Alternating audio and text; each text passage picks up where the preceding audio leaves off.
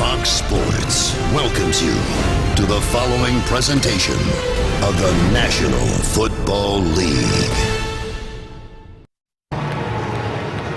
Key inactives for both teams today, including the bookend Pro Bowl defensive ends for the Rams in Long and Quinn. Sharif Floyd again out this week, and their very impressive rookie linebacker Eric Kendricks also out today due to injury. Mirror images of these teams they are to one another. Is that not right, Tony Siragusa? You know what, Tom? You're absolutely right. And with Chris Long out and Robert Quinn out, William Hayes has to step up. Teddy Bridgewater, quarterback for the Minnesota Vikings, is very mobile. They want to go and get the ball downfield. Charles talked about Adrian Peterson and Todd Gurley in the ground attack, and everybody knows that. But both of these teams are going to try to establish the run game. But they got to go and keep Teddy Bridgewater in that pocket. Also, keep an eye on Aaron Donald. Aaron Donald for the Rams is a guy who's an impact player and can really change things in the middle. Number 99 from the University of Pittsburgh. Keep an eye on him, guys. I knew you'd find a way to sneak in the University of Pittsburgh. Oh, did I say he was from the University of Pittsburgh? I didn't know if I said that, Tom. Mike Zimmer in his second season came over as defensive coordinator with the Bengals and getting his first crack as a head coach in the NFL. They've won 3 in a row. Jeff Fisher's been around 20 years in this league as a head coach. Vikings won the toss and deferred to getting the football into the second half. So we get a look right from the get-go. 26-year-old Austin, Texas native Nick Foles came over in the trade from Philadelphia for Sam Bradford in March. Really been all about winning games. He's not throwing for a lot of yards, but in his 25 career starts, an 18-7 record, not bad. And that's all he cares about. Number one is winning games. Although when he's with Philadelphia, as you saw on the screen, he enjoyed his time against Minnesota in terms of yardage. But his team lost the game, so that's not what Nick Foles is about. He wants to win football games. And naturally, the long setback, the rookie out of Georgia, Todd Gurley. They fake it to Gurley. They fake it to Tavon Austin. Foles being chased, and he will dump it off to Austin. And he dropped it. No gain. Second down and 10. And I think that St. Louis just missed an opportunity. They put all the attention on Gurley. Tavon Austin would be the second one. But watch this route here. This is what this was designed for.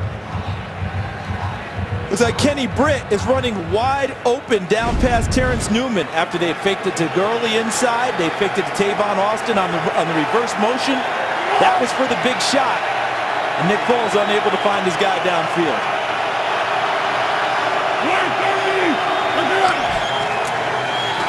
Carry of the game for Gurley, and he is met head-on right at the line of scrimmage. Anthony Barr and Linval Joseph on the stop, third down and 10. A struggling St. Louis offense. No two ways about that. They can run it, but they have a hard time throwing it. Havenstein, you saw, is out today, so he will be replaced by Garrett Reynolds, who moves to right tackle. And Andrew Donald today at left guard, his first snaps in the NFL on offense. Restructuring offensive lines, not a lot of fun for people, no matter what time of year. St. Louis trying to make it work today.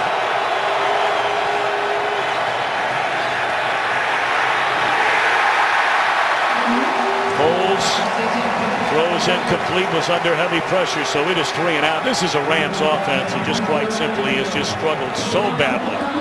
30th in yards per game, 28th in points per game. To give you an idea, the Rams have scored 110 points so far this year. The league average is over 160. That's average. And part of the reason, they get to third down and can't convert. We just saw it again, 26% coming into the game. Very short punt by the normally reliable Johnny Hecker. And this Minnesota opening possession on offense will begin in Rams territory.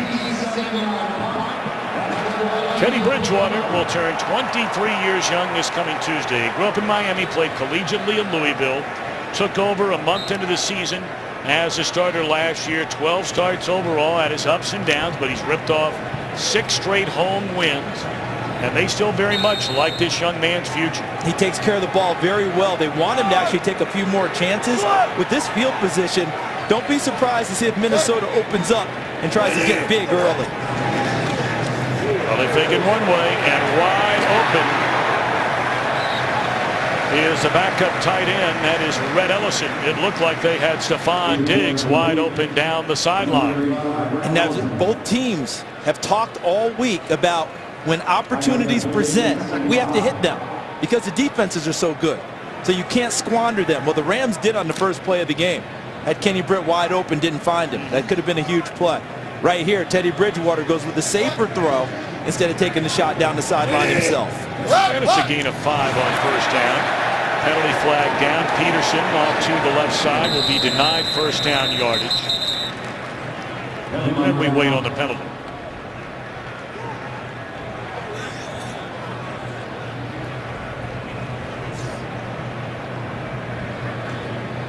Ronald Torbett, our referee today.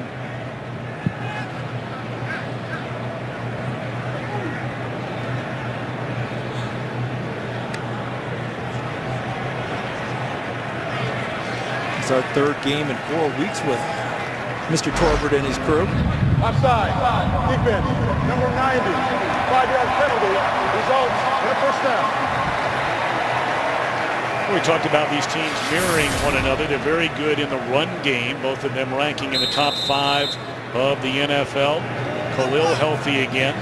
Rudolph is healthy again, but Diggs has been the talk of the town the last 3 weeks. He's been spectacular for them. Has really opened up things out wide for Teddy Bridgewater in the offense.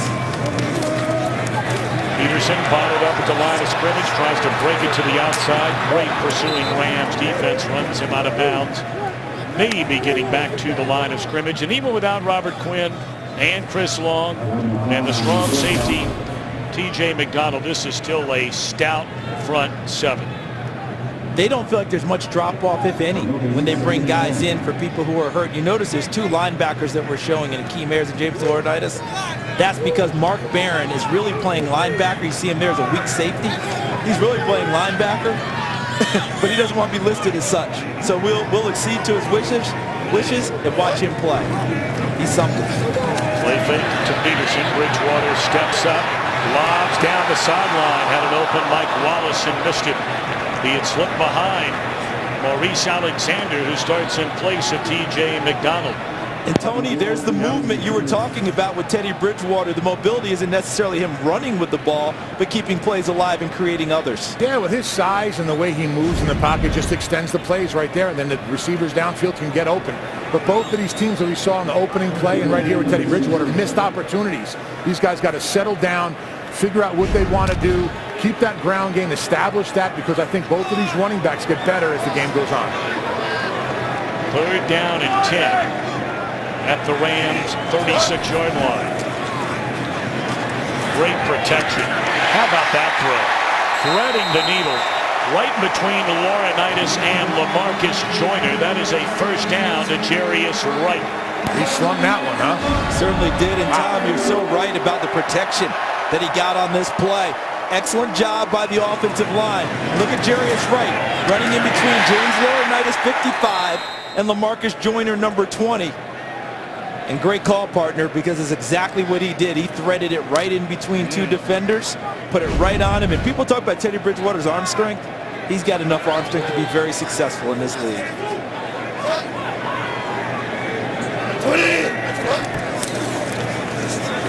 Peterson inside the 20, down to the 17-yard line. 2-time NFL rushing leader, including 2012. He was the NFL's most valuable player, rushing for over 2,000 yards. Of course, last year played in 1 game, ironically, against this Rams team, then was suspended, wound up on the commissioner's exempt list, and back healthy again. Adrian Peterson does not age, guys. He found the fountain of youth.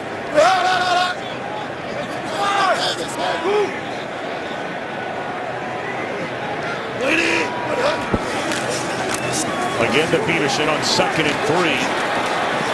And patiently trying to find the first down marker. Comes up short. It'll bring up 3rd down and 2. You think both of these defenses are playing the run, Charles?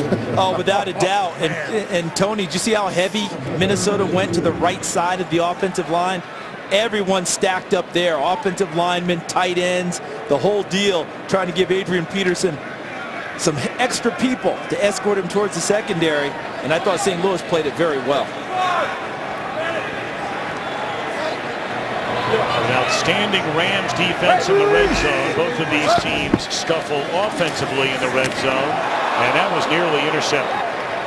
Short crossing route to Charles Johnson, and Johnson, Tremaine, no relation right there with him, forcing a field goal try. Looked like he just quit on the route. I mean, the ball was there.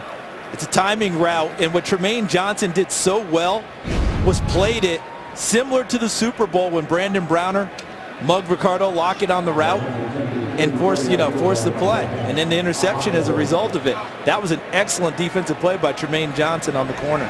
Blair Walsh is hit on 13 in a row. Good snap, good hold, and make it 14 in a row. It all began with a poor punt by Hecker of only 26 yards. Early in the Rams will try and answer. 3-0 Vikings. Today's game is sponsored by Southwest. Transparency, low fares, nothing to hide.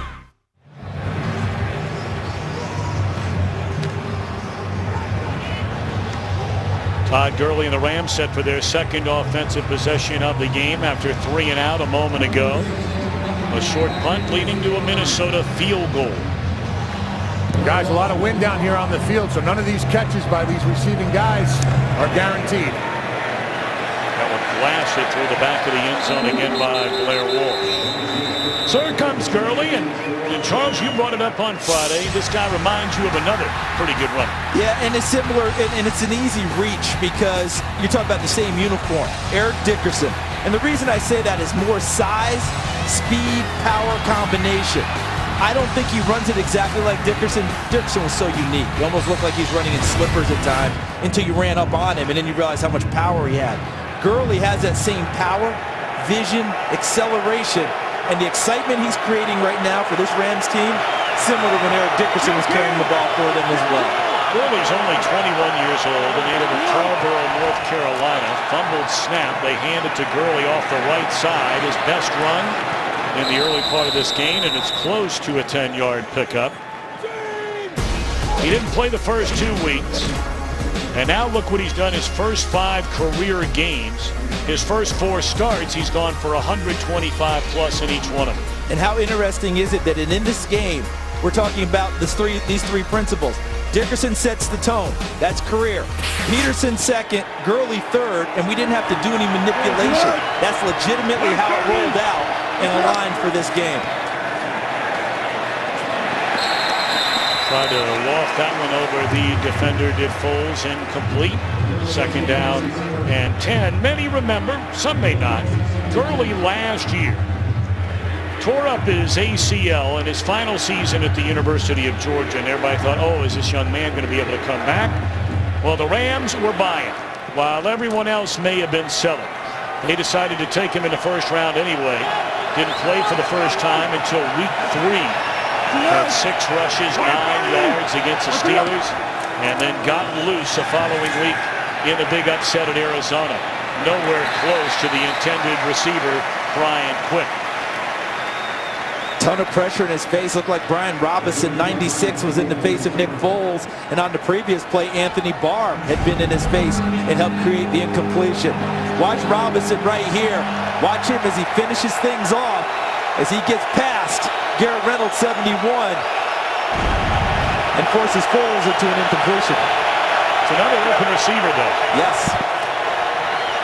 Pressure comes again. Gurley, that's an outstanding tackle. Made in the open field by Anthony Barr. And that's one of the things that you'll see. And Tony, you talked about in our meeting last night. Vikings, one of the best open field tackling teams in the league. Absolutely. Tony, you think that's vintage Mike Zimmer? I'll tell you what, he's just an old school coach. He worries about the little things, about tackling, blocking. That's why this team is so good. Becker, better punt here. Sherrills, who ran one back for a touchdown last week, dropped right where he caught it by Charles Johnson. Well, it's beautiful here this weekend in Minneapolis. The home team out to a 3-0 lead. game is sponsored by Bud Light. Make the right call. Drink responsibly. Tell you what, Charles, you and I had the privilege of starting over on the Big Ten Network together, and man, these schools in the Big Ten, the facilities are just unbelievable. They do things right. Man. To compete with each other, it better be right. Otherwise, those kids are going somewhere else. It's Williams Arena where they play basketball. There's a first down, incompleted pass, and a penalty flag is down. They'll throw it on Janoris Jenkins, who was on the rookie Stephon Diggs. Not many people have taken very many shots at Janoris Jenkins lately. He's playing at a very high level on the corner. Defense, number 21. Automatic first down at the spot of the foul. Jenkins was a Pro Bowl alternate in 2014. See him at the top of your screen. He's working on Diggs. Got his hands on him the entire way. Okay to do it at 5 yards, but when the ball's in the air, he's got to be able to get his hands off and play him. So it's an 8-yard penalty, naturally an automatic first down. Vikings leading just under 9 minutes to go. 3-0. Pointing at one another. I think the Vikings going to be the ones who get the penalty. But they're having a pretty good discussion between officials on this one. Neutral zone infraction. Defensive right tackle dumped in the neutral zone. Cause the offensive lineman to false start. It's a 5-yard penalty. Still first down. Heavy pass rushing teams, Tony, guys like to get off the ball. You get this a lot out of them, don't you? Tell you what, that's the one thing. You can really work the snap count, that hard count to really draw them off, especially when they're trying to get the penetration that both of these teams are trying. These guys like to get off the ball and get up the field fast. And sometimes you can catch them with hard counts and changing your cadence. Did it again. It looked like Peterson started early that time. We'll see. Even he's ready to go. Maybe the center. A lot of anticipation for this game. Offense, number 28. Yep. 5-yard penalty. It's still first down. So we've had 3 penalties consecutively. A lot of anticipation coming into this game. Both teams wanting to see how they matched up. Tony talked about them being mirror images of each other. James Laurinaitis said that to me in the field in pregame. We're mirror images. The Vikings have been one of the fewest penalized team in the league, but when both teams are amped up, things like that happen early. Let's see if they settle in.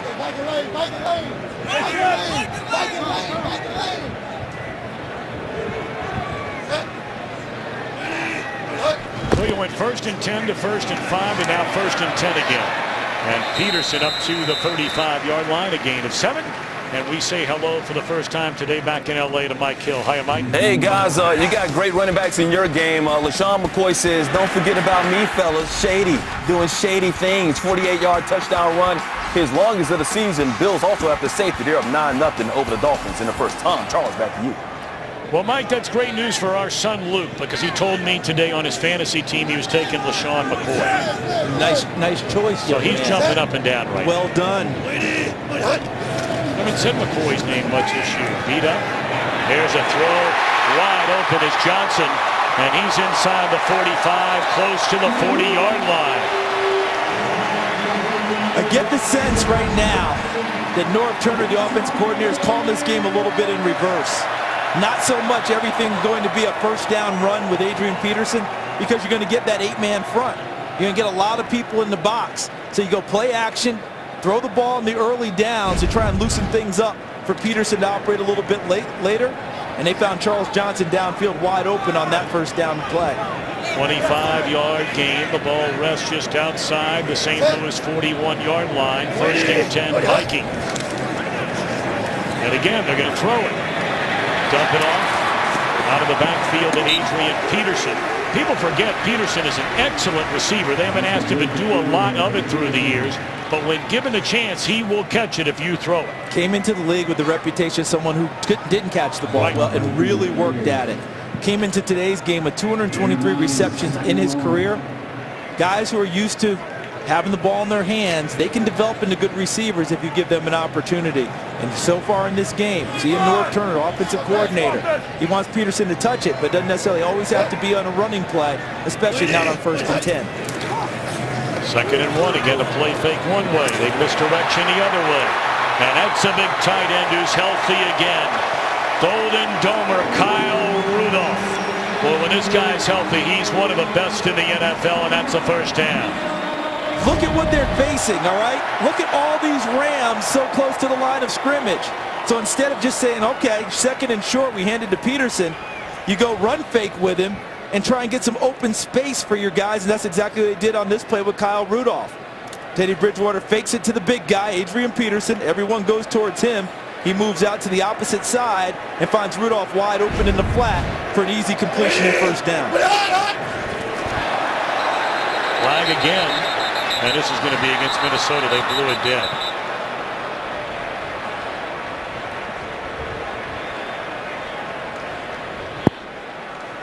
Well, now perhaps this may be against Nick Fairley, number 98. Defense, number 98, unabated to the quarterback. It's a 5-yard penalty. Still first down. That's because he was unabated to the quarterback. So they had to blow it dead so they don't have to get a quarterback knocked out of the game. Play, yeah. Yes, not a free run at him, and which turns into a big hit. And you see how they struggle. They've let everybody score. I mean, everybody scored on each drive, but the big one, though, is that they've held them to just 5 touchdowns. That's the stat that you want most. That's the most important stat to you. Field goals, you're willing to give up in this league. But touchdowns, the Rams, they don't make it easy for you. They're the best. They're number one in the NFL in red zone defense. Well, they're running this over and over again. Not Rudolph this time. It's Michael Pruitt, the rookie out of Southern Illinois, grew up just outside of St. Louis. And this is not a major surprise because Norv Turner has pretty much looked at this and said, okay, if you're going to have all these people up there, look at that, 1, 2, 3, 4, 5, 6, 7, right up there in the box, okay. We're going to make sure we're going to loosen you up a little bit. I'm going to find creases and gaps and openings other places before I run my big guy into the teeth of that every single down. Loaded on the right side of that line, and it's Peterson. He'll dance his way untouched to the end zone.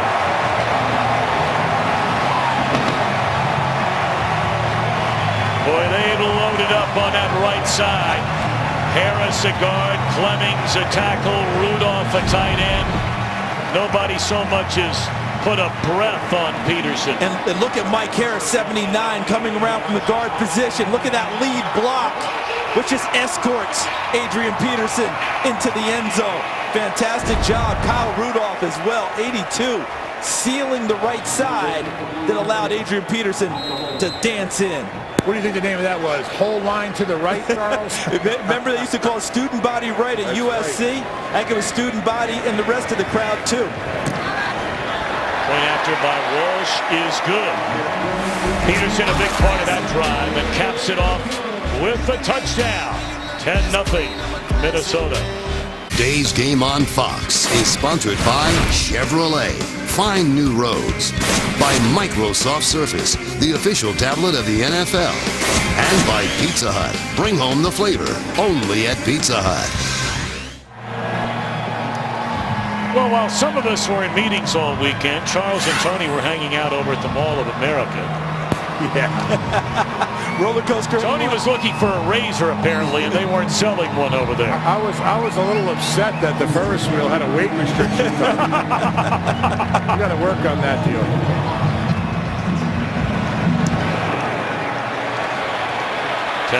Minnesota, and that one again through the back of the end zone, and the Rams will get it at the 20. Peterson off to a good start.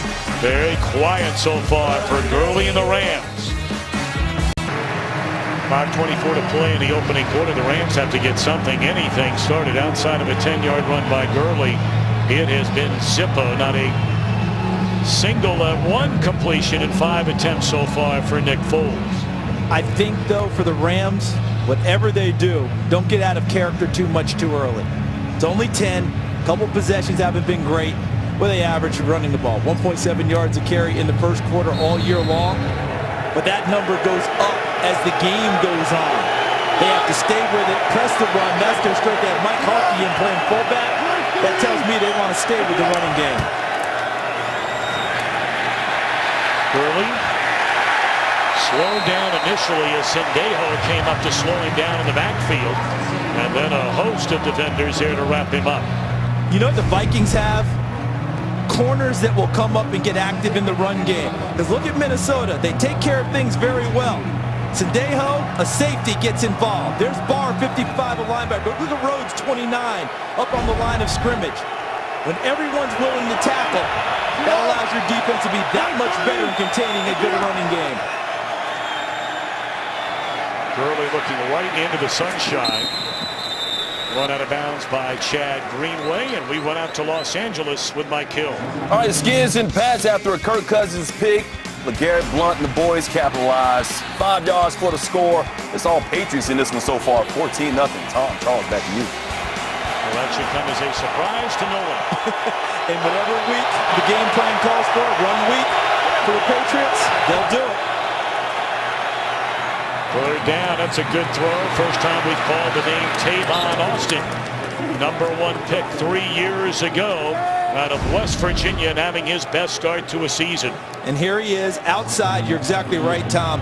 This start for Austin, you can see him growing in confidence each and every week. And here he slipped past Xavier Rhodes' attempted tackle to gain additional yardage for the 1st down. Frank Cignetti, the offensive coordinator, writes a number on his play calling sheet every week. And that number signifies how many touches he has to get Tavon Austin. That's the first one of the day. I think 10 should be the minimum.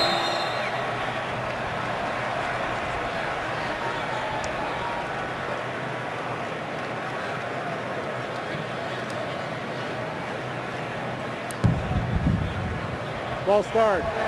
Offense number 64. 5-yard penalty, still 1st down. That's Andrew Donnell, who is playing his first NFL game along the offensive line today. 4th-round pick out of the University of Iowa. And did I notice Tavon Austin in the backfield on that play? So we were talking about touches a moment ago, right? So as a play caller, you're not necessarily just calling plays. The start of the snap. There is no foul. 1st down, clock starts on my ready for play. All right, let's go to the official's call first. What Ronald Torbert was telling us is that on silent counts, a lot of times the guards will make sure everyone's set, and then they'll tap the center to tell them it's okay to snap the ball. That's the movement that they called, and they're saying that's not illegal. They're picking up the flag on that play. So that's what Ronald Torbert was trying to let us know. A lot of times in that gun, you'll see them, and then you'll see one of the guards has the assignment of saying, we're good to go, taps the center when they're in gun formation. So a 1st down, and they hand it to Gurley off the right side. Cuts back into the middle, run down by Linval Joseph, the former Giant. But to complete my thought about touches with Tavon Austin, as a play caller with Frank Cignetti, you're not just calling plays, you're calling people plays. What person can do the most damage on that particular play, make sure he touches the ball. Sometimes you take that guy and put him in different spots. That's why Tavon Austin will be in the slot. He'll be out wide. He'll line up at tailback and carry the ball inside. They'll do a number of things with him, and right now, I believe he's back at the tailback position. There he is.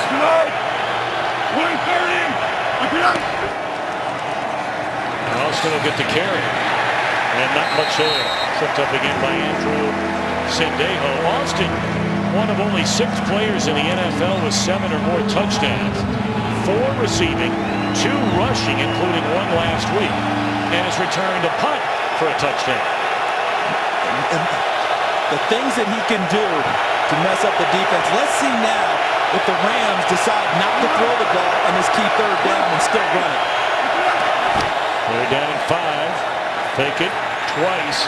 Looking for that ball down the middle to Kenny Britt. And he caught it. Got tangled up step for step. Down the middle of the field with Terrence Newman. That play was there earlier. They didn't hit it. They hit it now. It looked familiar, didn't it? Because this is the exact play they ran on the first play of the game. They'll fake it inside to Gurley on a running play. They'll fake it to Austin on the ghost motion behind him. And then Foles launches it downfield. Kenny Britt on a deep post pattern. And he puts it out there perfectly. Look at the concentration by Britt. Because Terrence Newman actually hits him before the ball gets there. Britt's able to stay with it and haul it in for a monster completion. Nick Foles, guys, right now is having a little problem with his helmet. He has no communications with his sideline, so he's on the sideline right now. St. Louis. We're going to take a look at that reception by Britt. Thought we had a challenge on this reception by Britt. It is clearly a catch. problem was apparently a communication breakdown in the headset, and the Rams were forced to spend a timeout. So after the 57-yard gain, they handed to Gurley. Still grinding those feet, pounding away, and very close to the goal line. It stopped apparently outside the 1. This has been the issue for the Rams, punching it in themselves inside the 10-yard line. And what a nice start. Gurley and his offensive line continuing to work and gain additional yardage to set up a 2nd and short. He's fighting for inches down here, guys. I wouldn't be surprised if they're thinking 4 down already to try and get set a tone. Harkey, the fullback, is in the game as the lead blocker. Boy, he's alone. Gurley. Slam, stays on his feet, and into the end zone goes a rookie out of Georgia, and the Rams are on the board. Got the big reception to Britt, and Gurley does arrest. And he keeps his feet going here, Charles. He gets stuffed there in the beginning. Tony, was that Barr that met him first, 55? Yeah, I think it was. And look at how he bounced off, slid to the side, turned, and found his way into the end zone. Are they going for 2 at this stage? Looks like they're going for 2. You know, one thing, during warm-ups, Jeff Fisher, he was really concerned about the win and about kicking that 32-yard extra point. So I wouldn't be surprised if he went for 2 going this way every time. Well, it looks like that concern has come to fruition, Tony. They're going to go for 2 here instead of kicking it. Of course, Fisher has never been afraid to roll the dice. And certainly this goes against, the way you normally try and manage a game. They hand it to Gurley, and he is met head-on and stumped this time. And that is Harrison Smith, a big hitting free safety for Minnesota. Tony, that's right in front of you. That's big league hit. Huge. Laval, I'll tell you what, everybody was running to the ball, but Laval Joseph, I'll tell you what, he stopped any kind of movement that Gurley had going forward. I mean, what a double team. Joseph 98, but the big one was Harrison Smith coming from outside to inside that really helped jolt it. Between the 2 of them, no way was there any momentum going forward after those hits. All right, so the Rams finally get something going here today. Charles, I want to ask you and Tony both. It really only makes sense, does it not? When you're coming to a game like this, all the talk about Peterson and Gurley, that the defense is going to think you want to give it to those guys every single time. So we're going to go against that grain and start slinging it around a little bit. Yeah, I think there's definitely an element of that. Look at the first play of the game that the Rams faked it inside to Gurley, faked it to Austin on the reverse motion, and then Foles doesn't take the shot downfield to Britt, but they came back to it, and they got it big later. But I think more than anything, both teams don't want to operate against 7, 8, 9-man fronts.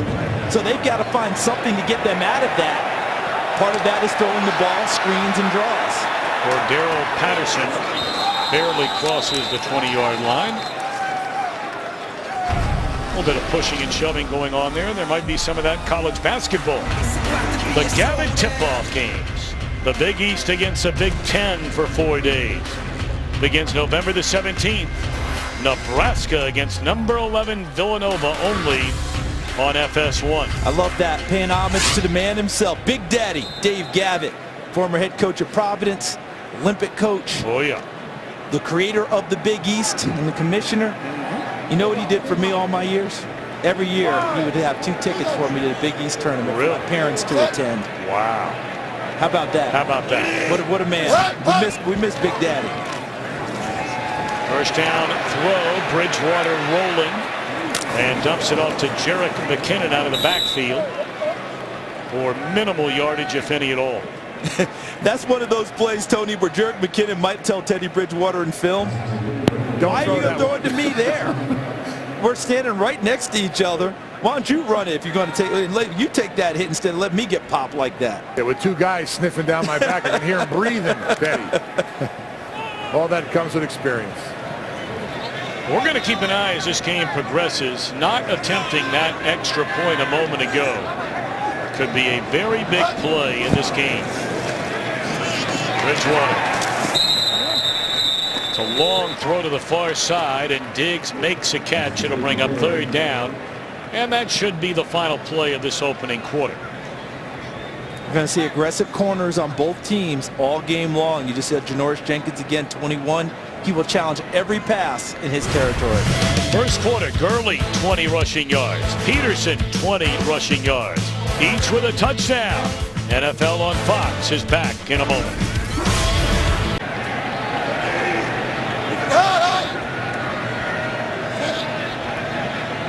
A third down and 3 for Minnesota. Blitz coming. Bridgewater gets it away, and it's incomplete. A flag comes in. So LaMarcus Joyner got tangled up with Mike Wallace. Pass interference. Defense, number 20. Automatic first down at the spot of the foul. I love the reaction by the defensive backs after the flag is thrown. Like they really didn't do anything. I tell you what, it's tremendous. Take a look at it right here. You know how we are, Tony. Oh, man. And here's Joyner, 20. Look at him driving on that whip route to the outside by Mike Wallace and getting the flag.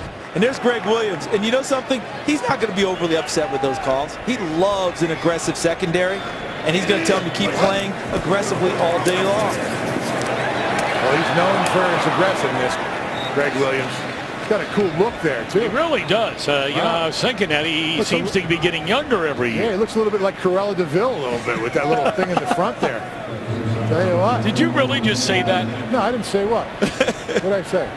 You said he's from the University of Pittsburgh. That's right.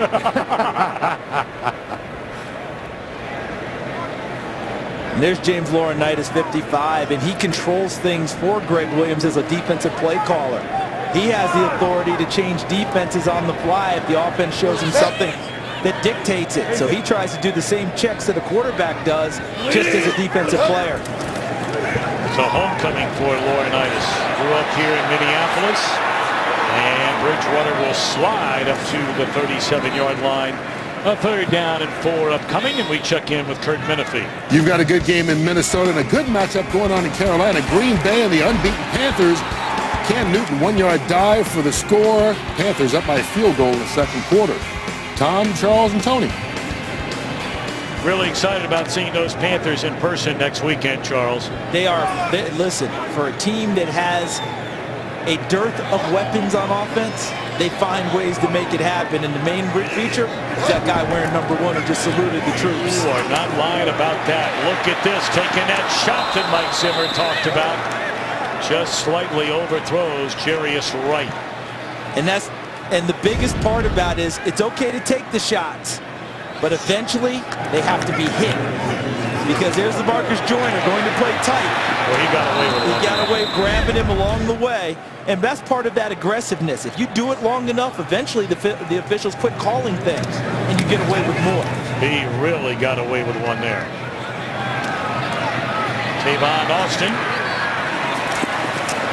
two of the most dangerous punt returners in all of football, on display here today. 10-6, Minnesota in front. A little over 13 minutes to play until halftime. Today's game is sponsored by the Ford F-150. Every other truck is history. By Papa John's, the official pizza sponsor of the NFL. And by DirecTV. Don't just watch TV, DirecTV. Guys, huge advantage right now for the Rams with the wind at their back. You could see how it affected the punts early in the game for them when they were facing the opposite direction in the first quarter.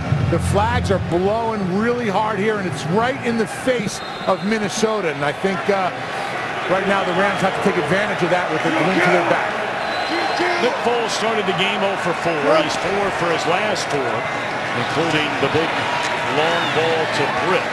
Getting a break is Gurley, and Trey Mason, who led the Rams as a rookie in rushing yards last year, with the first down carry, a gain of a yard. Jeff Fisher told us yesterday, he said, look, last week was a perfect world at the running back position. Gurley, 20 attempts. Mason, 15 attempts. Perfect in this day and age, especially when you're getting the type of yardage Gurley's picking up. And a guy coming off of an ACL injury 51 weeks ago. Get him some breaks. Good as he throws. And making the reception is Kenny Britt. That ball was underthrown after the big hit by Harrison Smith. Harrison Smith on the blitz, but look at the ball skills, and you hear that term a lot from about receivers being able to find the football, and Britt finds it, and Terrence Newman doesn't until it's too late. People like that underthrown ball and allow the acrobatic receivers, the athletic receivers, to make plays before the defensive backs can react. And that's exactly what Britt did. Nick Foles got a big hit on that last play, too. And he's also got headset problems again. They may have to use their second timeout. Play clock down to 1, and they just do get it off just in time. Screen read beautifully. Doesn't get any better than that than a 10-year veteran, Chad Greenway. You're not going to fake him out on any screen. He's going to sniff him out. He knows exactly where he's looking. He knows where he's susceptible. And watch his eyes. And this is his type of game too, guys, because Chad Greenway's role has been reduced. Okay, as you see there, Foles gets it off just before Tom Johnson gets to him. But Chad Greenway's not on the field nearly as much as he was in his All-Pro days. But today, and against a heavy run team, he's going to play a lot. 130th career start today for Greenway. Short gain by Mason, wrapped up by Joseph. It'll bring up 3rd down and long. And we brought up earlier, the Rams on 3rd down this season have converted an NFL worst 25% of the time. So 2 out of 4 so far today. Blitz coming. Foles gets it away. Trying to thread it into the hands of Jared Cook, and it's batted away, incomplete. Captain Munnerlyn on the cover.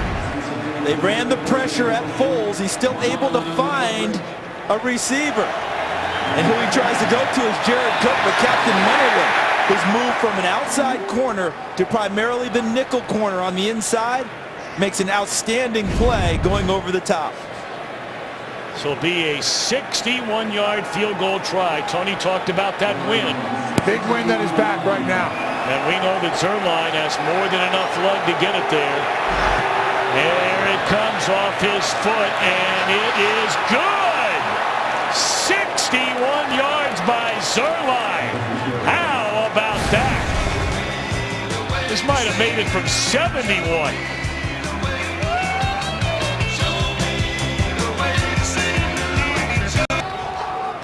The 7th longest field goal in the history of the National Football League. And that's not an exaggeration to say it would have been good from 71. Yeah, and no altitude. You know, you often talk about if you're going to set records, you want to kick them in Denver, right? Yep. Exactly. Not today. And if I'm not mistaken, that's his career long, correct? Oh, yeah. He came into today's career long, had been 60. And he bettered that by 1, and you're right. 71 was definitely not out of reach. Well, he has a wind at his back.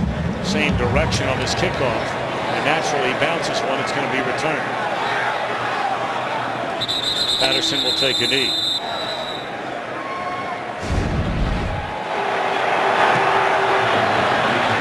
And that was the 61-yarder. But this is how he warms up in pregame. And if you're a Rams fan and you don't understand what he's doing, you're just going to be nervous because none of these are going through the posts. The reason? He's aiming for an upright. He's trying to hit an upright. You know what that comes under the heading of, guys? Aim small, miss small. So what he's trying to do is aim for the smallest possible target to sharpen up things for him later on, as opposed to you aim big. A lot of times you miss big. Greg Zuerlein hasn't missed today. Big gainer for Adrian Peterson on 1st down, and that's up to the 32-yard line. Neither one of these talented running backs has gotten loose today. No, but what we're seeing is the start of it, I think, for both of them, because we've seen both of them try to do things a little bit out of, I wouldn't say out of character, but trying to loosen things up.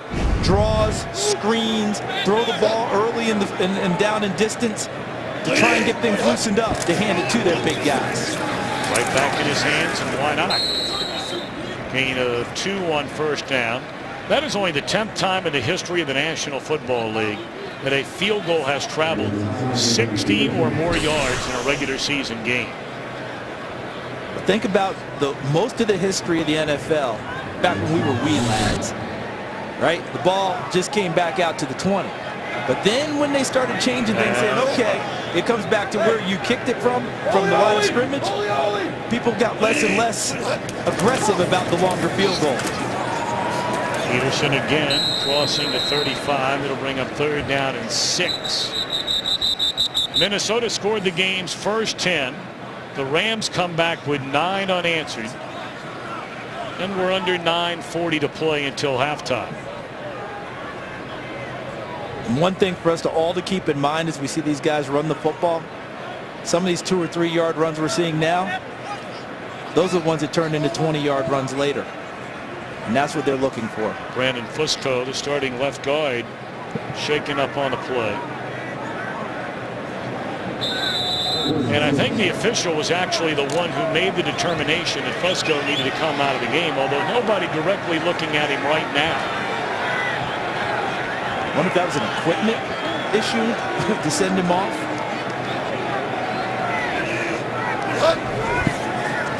Third down, Bridgewater throws. Incomplete. With an eye on Mike Wallace. Wallace last week without a single reception. First time he's done that in his career since that last game in Miami last year where he was benched in the second half. Yeah, that's one of the reasons that he's not in Miami anymore. And he has the route and he's open. Bridgewater unable to hit him, but you know why? It's the pressure Greg Williams brought. James Laurinaitis was right in the face of Teddy Bridgewater, had to get rid of it a beat too early and unable to do it accurately. Low line drive punt this time, kicking into that win. And Austin shot down by Trey Waynes, their #1 pick.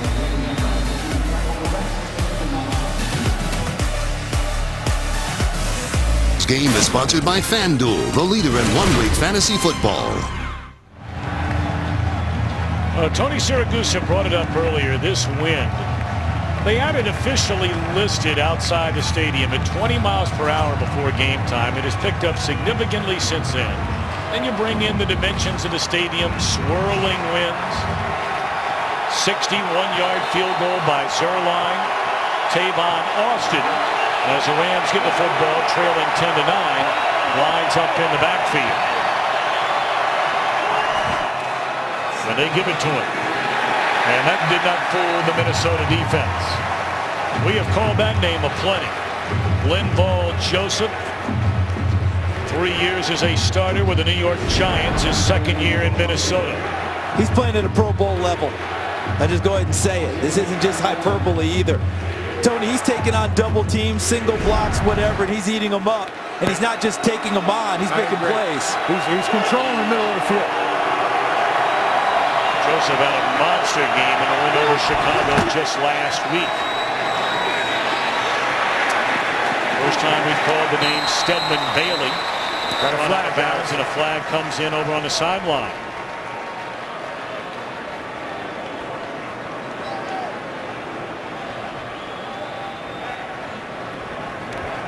Personal foul, grabbing the face mask. Defense number 24. 15-yard penalty added to the end of the run. Automatic first down. That's a big call right there. Yeah, they'd made a nice play and were bringing up a big 3rd and long. And you see right here, number 24, Captain Munnerlyn making the tackle. There's a straight arm from here, but there's the grab of the mask. So really it was a straight arm from Bailey into the chest of Munnerlyn, and Munnerlyn's hand came up trying to make the tackle and got the mask. And instead of 3rd and long, the Rams pick up a first down. Yep, tack on 15, ball moves out to the 43-yard line. Gurley back in that I formation, Harkey in front of him. I tell you, they are doing an excellent job. Are the Vikings defensively on Gurley? So far, 7 carries and now 22 yards. But if you're a Rams fan, we're not telling you anything you don't know. In 4 games as a starter, slow in the first quarter, and then things continue to ramp up. Gurley leads all NFL rushers in 4th quarter yards per carry. No one in the 2nd quarter, but the 2nd quarter is terrific. 7.2 yards per carry.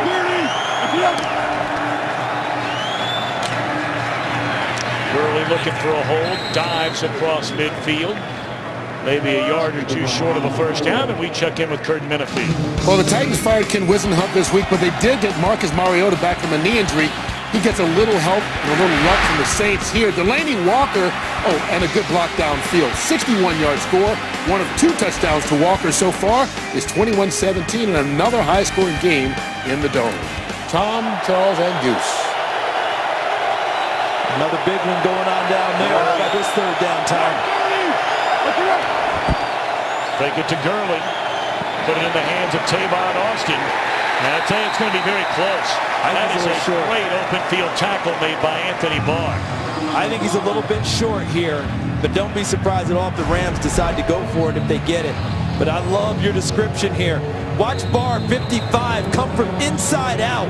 An outside linebacker who's built like a defensive end and can run and came from inside out to make the tackle that forces a measurement. See Jeff Fisher right now, he's probably up top with Frank Signetti talking about what the potential call is if they do decide to go for it on 4th down. Well, what we initially had Hecker, the punter, coming out. Heck, they just made a 61-yard field goal a moment ago. It wouldn't be all that much longer here if you wanted to do it with the wind at your back. Or do you just go for it if you're short? See, I think in a game like this, a chance to continue to go and get a touchdown in a tightly contested game is something I would consider very, very forcefully if I'm Jeff Fisher and the Rams, especially the way they've run the football. They're going for it. Yeah, with the wind, though, I'm really surprised that he is going for it, because you can really go and bury the Vikings into their own area and really, force them to do whatever they need to get out of there. I mean, with the wind, the way it's affecting the punts, you could completely change the field position. I think that's a great point, Tony. I think he might be looking at it from the point of view of, since we do have the wind, we better use it to our best advantage on offense. I think your point is well taken, though. You punt it down there, use your defense, but it looks like he's going to try and go ahead and get it. St. Louis 1 of 4 on 4th down attempts this year. 4th down and less than a foot. I'd sneak it. Yep. Which they do. And looks like Foles got it. Didn't need much. No, it's 6'6", 243. If my guy can't get a little knee bend and a little push forward. And Nick Foles is a very underrated athlete.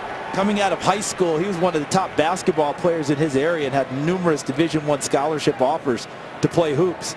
In fact, if you are in the St. Louis Rams camp and Nick Foles says, let's go shoot around a little bit, leave your wallet in your locker, because he's going to take your money.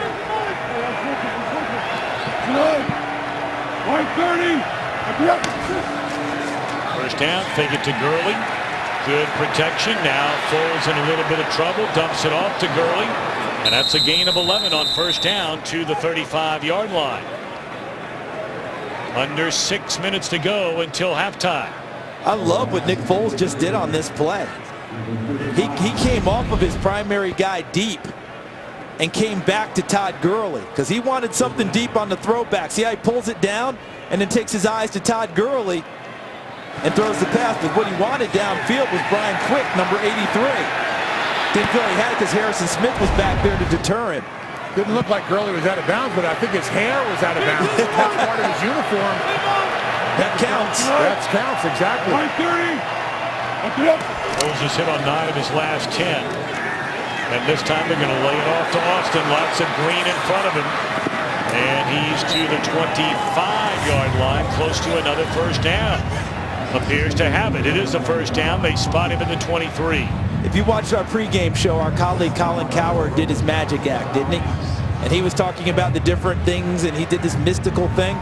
We're seeing some of that magic act in how the Rams are running offense, aren't we? Because they're using 11 Tavon Austin, 30 Todd Gurley as the illusion. Because that's where the focus is going to be, the two primary playmakers. Fake things with them, show them all the time, get it to other people to help make plays as well. Gurley this time off the left side and not much there. By the way, that last carry, and that's what it was officially, a carry for Tavon Austin on that 12-yard pickup. Good call on that one, because that forces officials to hustle, doesn't it? you got to get in position to show that it's a lateral, not a forward pass. And you're looking at the ball control stat here. Time of possession virtually even. St. Louis running a few more plays at this point, taking care of the football on this drive. And the Rams are second to last in the NFL in time of possession this year, so this is a vast improvement from where they have been so far this season. Gurley, met by Greenway, down to the 17-yard line, and a third down upcoming. And I would dare say that the longer that number 30 Todd Gurley plays, the better their time of possession is going to be, right? The more he gets integrated into the offense, the more he's the primary guy, they should control the ball better, and they have to convert more on third down.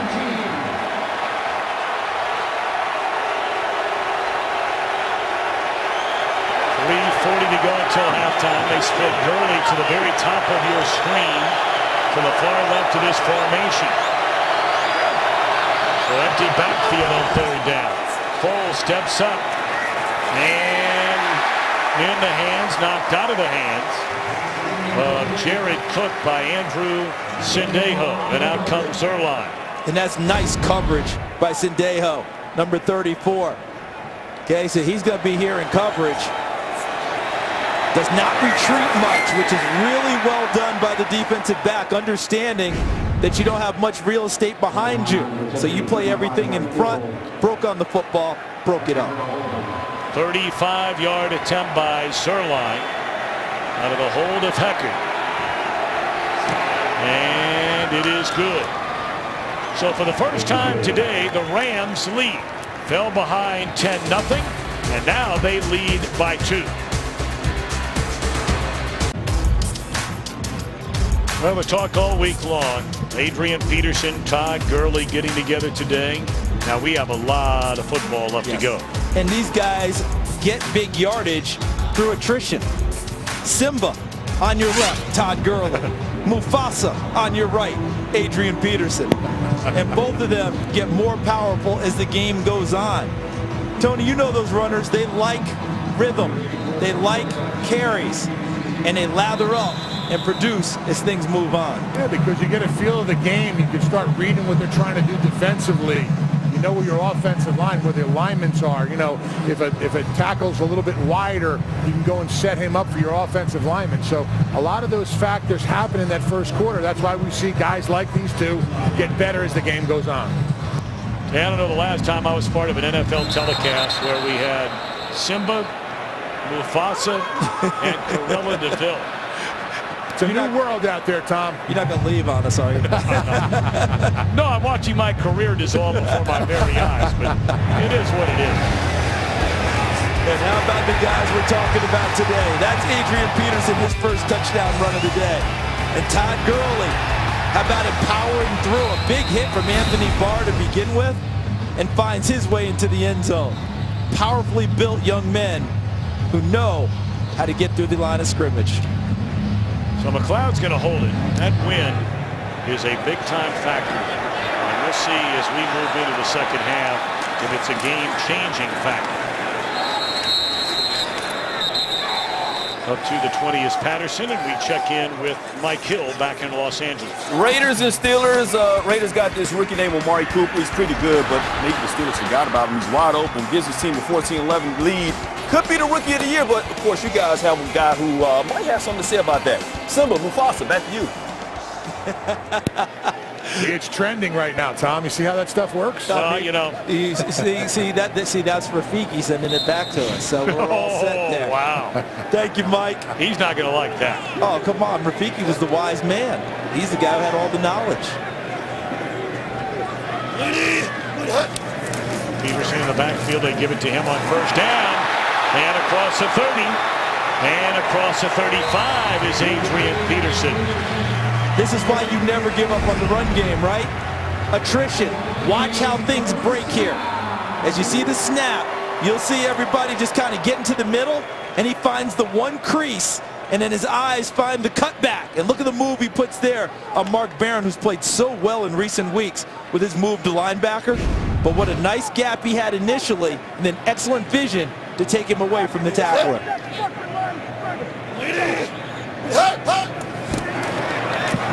Peterson again. And not much running room this time on first down. Peterson grew up in Palestine, Texas, 30 years old. Had his third 100-yard rushing game of this season last week in Chicago. 45th of his career. And he believes he has another 8, 9, 10 years left in him. Yeah, he was talking about 40 years old. 40 years old. And then he backed it down. He said, well, maybe 37, 38, which would be amazing. Marcus Allen went to 37, I believe. Second down and 8. Bridgewater had a wide open receiver and hurried the throw. And I mean wide open was Mike Wallace. And he had wide open running room as well, Tom. He had 2 options on this play. One, go ahead and keep running the football. Watch Teddy Bridgewater, nice in the pocket, eyes downfield. Watch him climb the pocket and exit. So he's got an option to either run it to the right and continue outside for yardage, or as Tom pointed out, a wide open receiver inside, and he really missed the throw. Third down and 8. This play will take us to the 2-minute warning.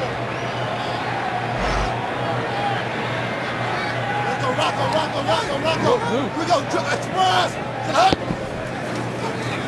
5-man rush. Bridgewater finds Wallace, and a really nice tackle made by Rodney McLeod. So the Rams are going to get the ball back. We reach a 2-minute warning.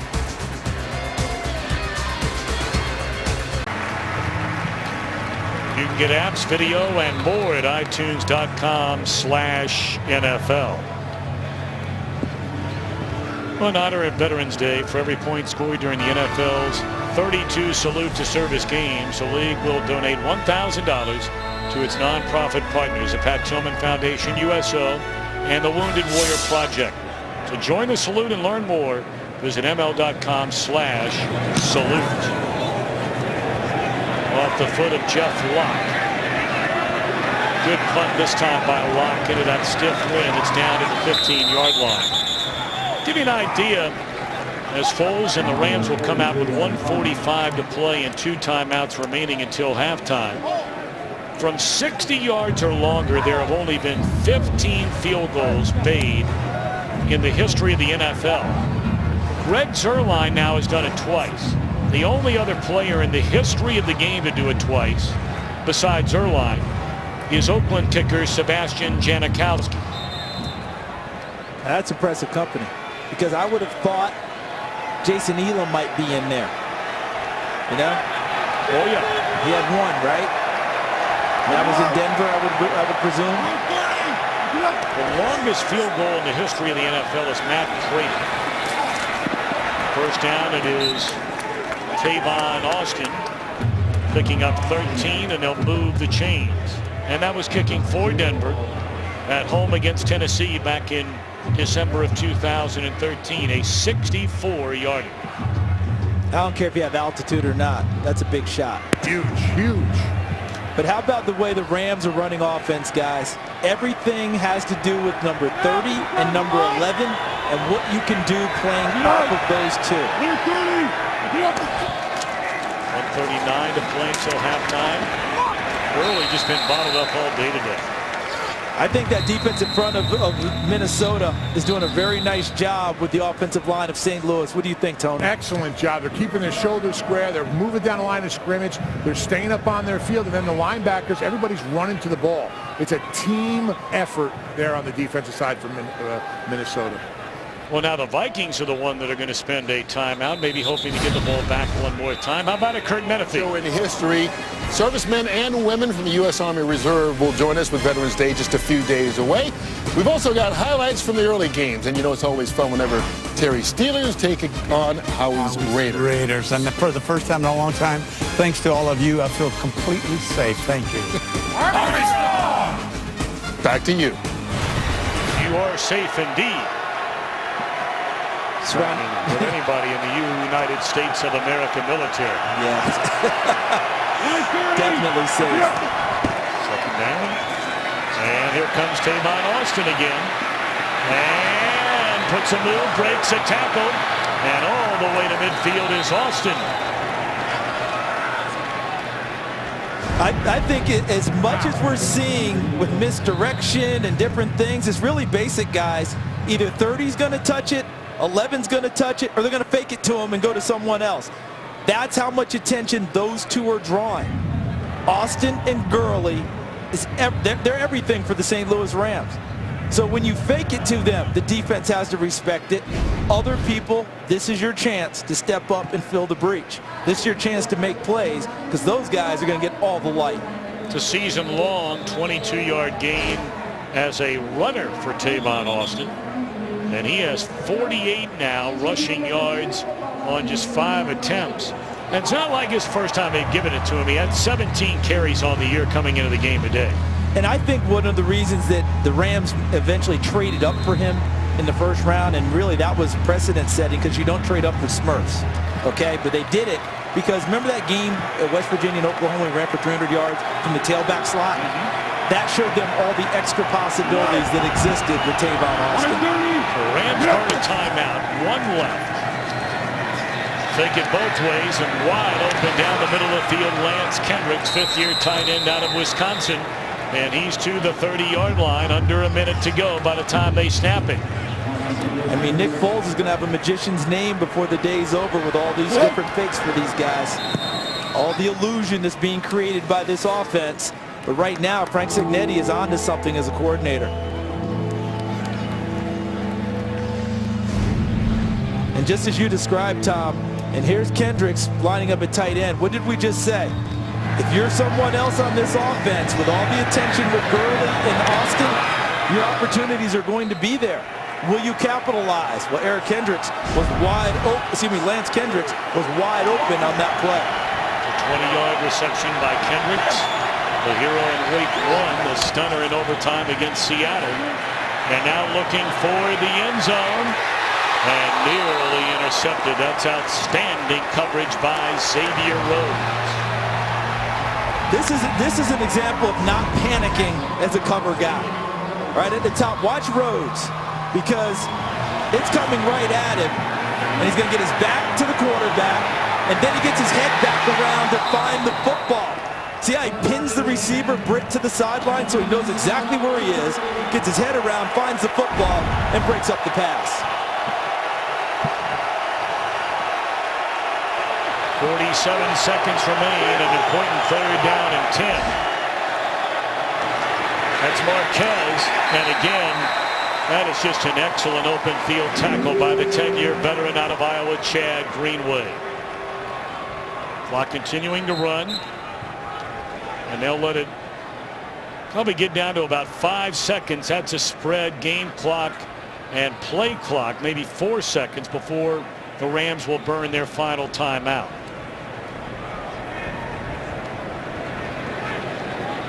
Not quite in the red zone, but this is exactly what you would want if you're Minnesota.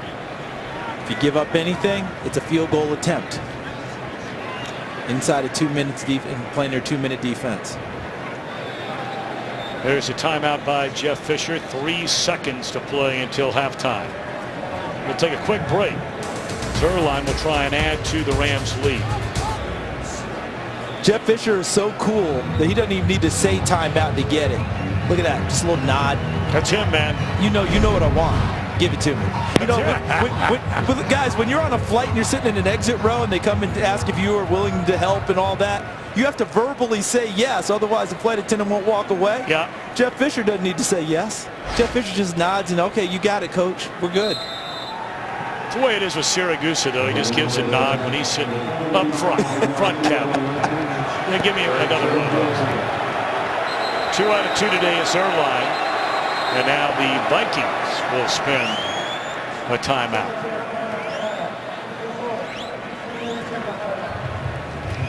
Gives us a moment to tell you tonight on Fox, the return of Sunday Funday. All new night of smash hits, an electrifying comedy. Sunday Funday tonight, 7:30 Eastern, 6:30 Central, right here on Fox. Quite an eclectic lineup there, too. It's not just animation domination anymore. We're mixing it in now at Fox. Well, animation, some live stuff, rolling. About some of the stars. I saw Will Fort back there. We got some people working. Here we go, big kick. 45-yard field goal tries. Erline 2 out of 2 today, one from 61 yards away. And this one right down the middle. 3 of 3 for Erline today, who had missed 6 times on the year coming into this game. It is 15-10 at halftime. The Rams over Teddy Bridgewater and Minnesota. Lisa, halftime coming up right around the corner. You're watching the NFL on Fox. Back after these messages. Today's excitement brought to you by Nissan. Right from the get-go on this gorgeous Sunday in Minneapolis, all the talk about Peterson and Gurley. Both did manage a touchdown. Peterson 51 yards rushing. Gurley the second leading rusher for his team. Only 34 yards, but he too has a touchdown. For the first half belonged to Greg Zuerlein. 3 out of 3, including a 61-yard field goal with the wind in his back. That's today's excitement brought to you by Nissan. Charles Davis, Tony Siragusa, Tom Brenneman, our entire crew back in Minneapolis. We figured a low-scoring game, 2 very good defenses, and so far it has been Nick Foles who has outplayed Bridgewater, and that's been the difference in the game. A little more accurate throwing the football. A big shot that he took with Kenny Britt downfield. He'd missed one earlier, didn't take it, got it on the second one. But I thought St. Louis was way more consistent on offense, moving the ball, especially in the second quarter. For Minnesota, they haven't had a takeaway in their last 2 games. I think that's critical for their defense to try and generate a big play in order to help out their offense. Well, Teddy Bridgewater and company will get the football to begin the second half. Mike Zimmer's Vikings started the year at 2 up, 2 down. They've ripped off 3 wins in a row. Well, they trail as we begin the third quarter, 15-10. Patterson had a pretty quiet year, but a nice return here. And let's see if he stepped out of bounds. He did not. He dives for it and returns that one all the way up to the 47-yard line. Let's check in downstairs with Tony. Hey, Tom, how are you? You know, it's pretty funny. We talked about how similar both of these teams are. Coaches also. I really only need to talk to one of the coaches. Jeff Fisher said, the thing we got to do is just keep them off balance, all the misdirection. That's helping us out a lot. Stick with the run game. Zimmer, we got to capitalize on opportunities, and we're going to stick with the run game also. So both of these coaches, same philosophy. They want to do the same things. It's pretty ironic. So Peterson in the backfield. Really 9 yards behind the line of scrimmage. A play fake. Bridgewater steps up and finds Rudolph, the tight end. He sidesteps one tackle and turns it into a nice gain to the 39-yard line. He just sort of shoved aside the much smaller Janoris Jenkins. Of those numbers, total yards in the game, Minnesota had just 41 yards of offense in the second quarter. I think they only ran 11 plays in the second quarter. St. Louis controlled the football, controlled the clock, kept it away from Minnesota, and of course kept it out of the hands of number 28, wearing purple.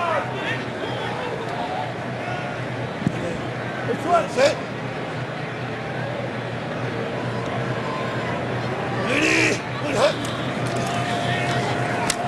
Peterson beautifully picking up the pass rush. And a throw to the end zone. A penalty flag is down. He was trying to throw it to Diggs. Coming away with the ball is Johnson, but again we wait on the flag. And I'm interested to see who this goes on, because there's a lot of hand fighting between the receiver and the defensive back. That ball was underthrown and Diggs was trying to come back and get it. Diggs was shaken up. He does get to his feet. See Diggs on the outside, closest to you. Number 14 wearing the dark jersey. And he and Tremaine Johnson fight for the football, and Johnson comes down with it. I'm eager to see who they throw this flag on, because personally, I don't think there should be a flag. It should just be a nice play by Johnson taking the ball away. I think they both fought for it, both hand Pass fight. interference. Defense. Number 22. Well, let's hang on a minute here now. Charles, I think you're on to something here. I think really Diggs was trying to get back inside Johnson, and Johnson had better position, and both made a play on the football.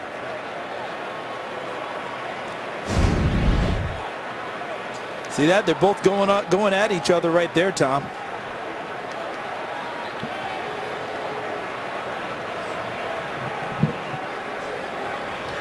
Well, let's bring in Mike Pereira from Los Angeles. Mike, I know you were turned around looking at the camera now. Well, now we're going to give the final verdict.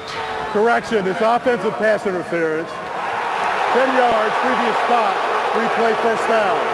Are you surprised by that call, Mike? I think they just initially announced it wrong to begin with, don't you? Well, I think they still have some more announcing to do, because wasn't it an interception in the end zone? Is that what they ruled? Yes.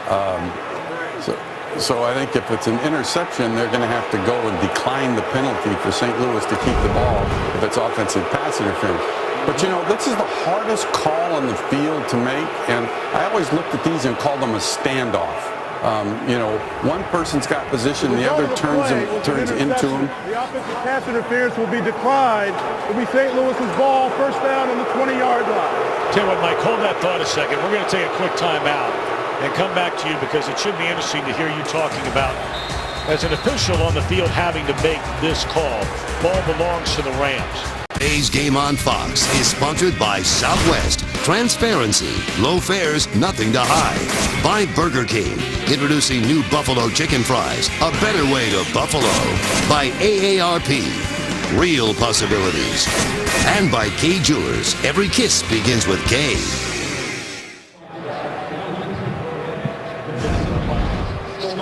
It was initially ruled defensive pass interference as Johnson secured the football for an interception. Charles, you thought they might pick this up and go the other way, which is precisely what they did, ruling pass interference instead on Stephon Diggs. Penalty declined, obviously, by the Rams. So they get the ball on first down, and let's go back to Mike Pereira after the stop by Linval Joseph. You were saying, Mike, it's a tough call to make.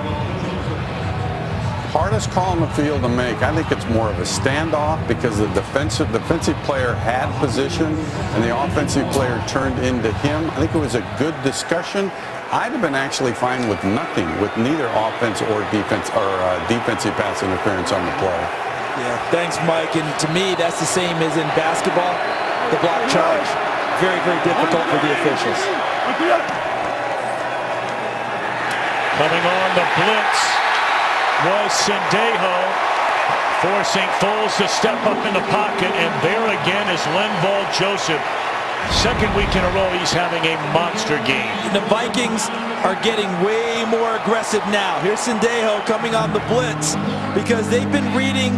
See, in the halftime, when you talk about adjustments, all that faking in the backfield, the illusion, the motion, it takes time. So Mike Zimmer said, okay, you want to take time? I'm going to run people at you and disrupt that timing. And that's what he did with Sendejo, and Linval Joseph is playing like a full-grown man today. Well, it's third down and a mile, and remember now, we talked so much about the wind. They might be punting into this wind in a moment, and they're going to be punting into the wind. First catch, second of the day, first of the second half by Stedman Bailey. So 3 and out after the interception. And the wind that Tony has brought to our attention is really coming into play now, because this should help field position in a big way for Minnesota, shouldn't it? Yeah, it is. It should, but right now it's calmed down a little bit. I mean, we haven't seen a good punt out of this end zone so far. Let's see what we get here. Line drive punt.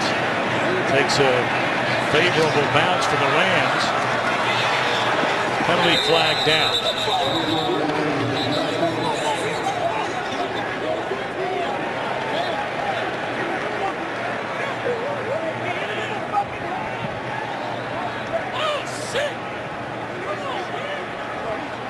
They read the punter.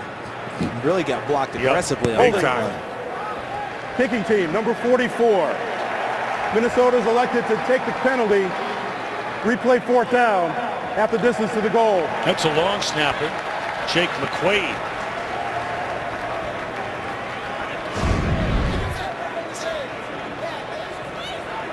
You see right there.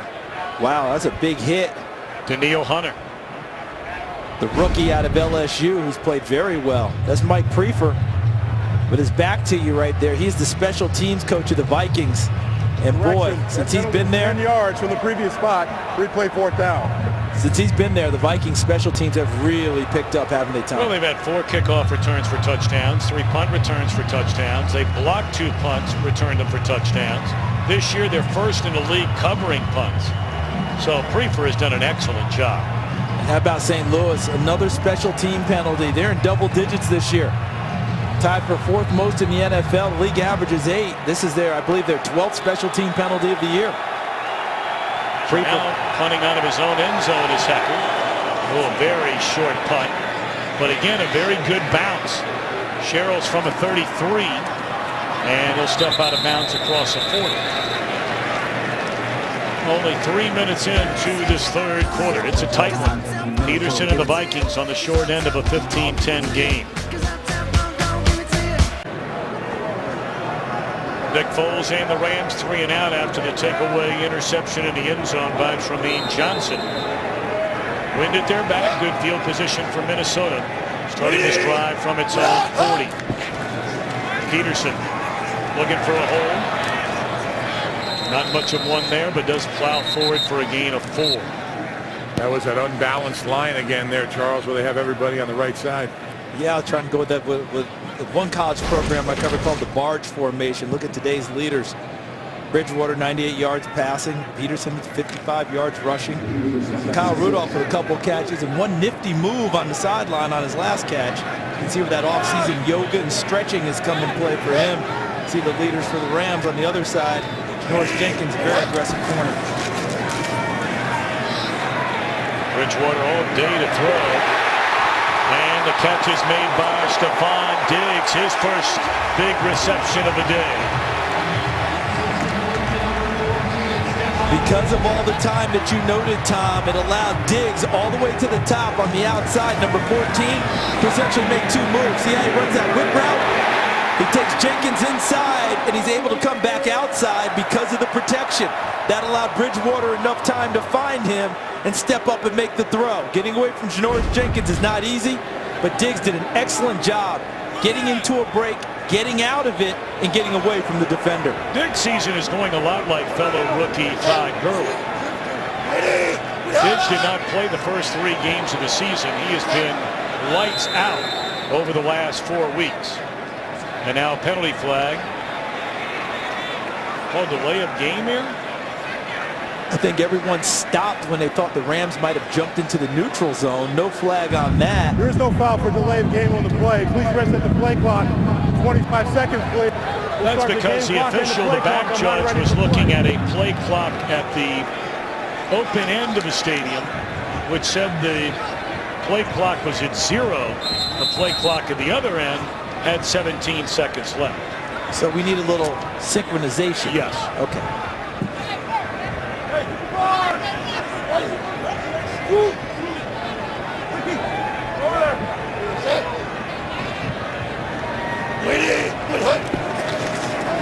Peterson, his 13th carry, and this is a big one.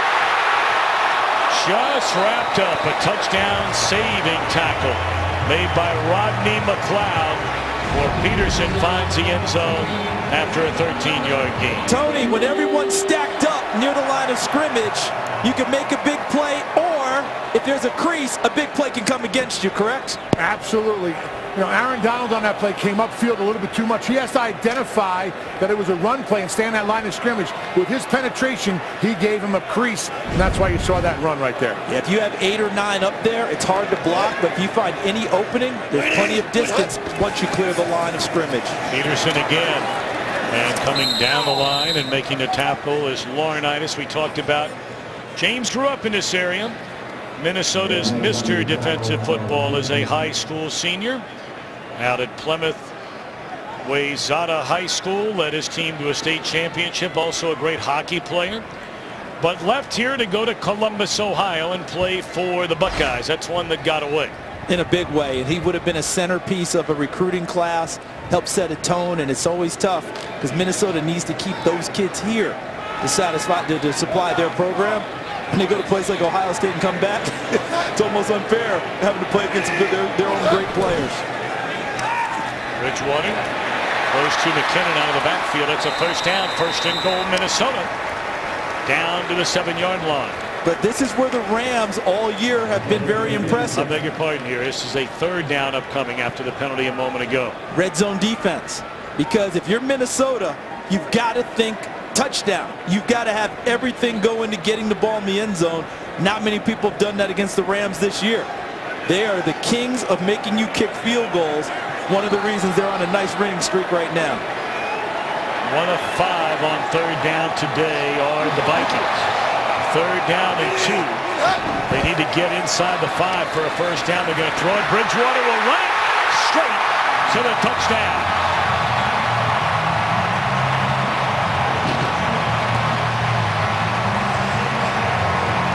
He ran for 7. He could have run for 107.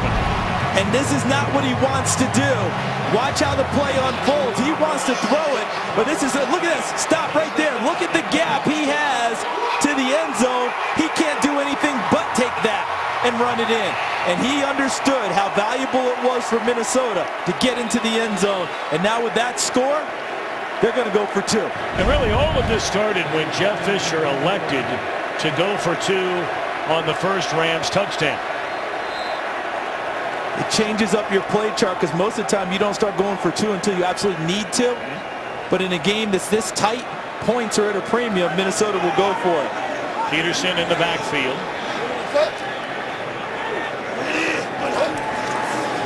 They fake it to Peterson. It's a play that worked early in the game for him. Bridgewater's going to run it. And Teddy dives in to convert the 2-point play and make it a 3-point lead. Well, that's a pretty nice run right there by Bridgewater. And he does not need to be Russell Wilson or any of those other running quarterbacks, but when the gap is there, he needs to use his legs, as we've just seen. This game is sponsored by Fallout 4, the next generation of open world gaming, available on November 10th. Well, we expected a good football game. No game is pretty, start to finish. There have been some ups and downs for both teams on offense in this one, but there have been ups and downs for both teams all year long on offense. They live and die primarily by the run game and a great defense. 18-15, 8:39 to go in the third quarter. And how about Teddy Bridgewater? He's turning 23 on Tuesday, but playing like a 10-year veteran. Look at him get in the end zone on the 2-point play. We have called Linval Joseph's names plenty of time today, coming off arguably his best game of the year against Chicago last week. 7 tackles, tackled for a loss, hit the quarterback Jay Cutler 3 times. Having an excellent game today, and his team has just taken a lead.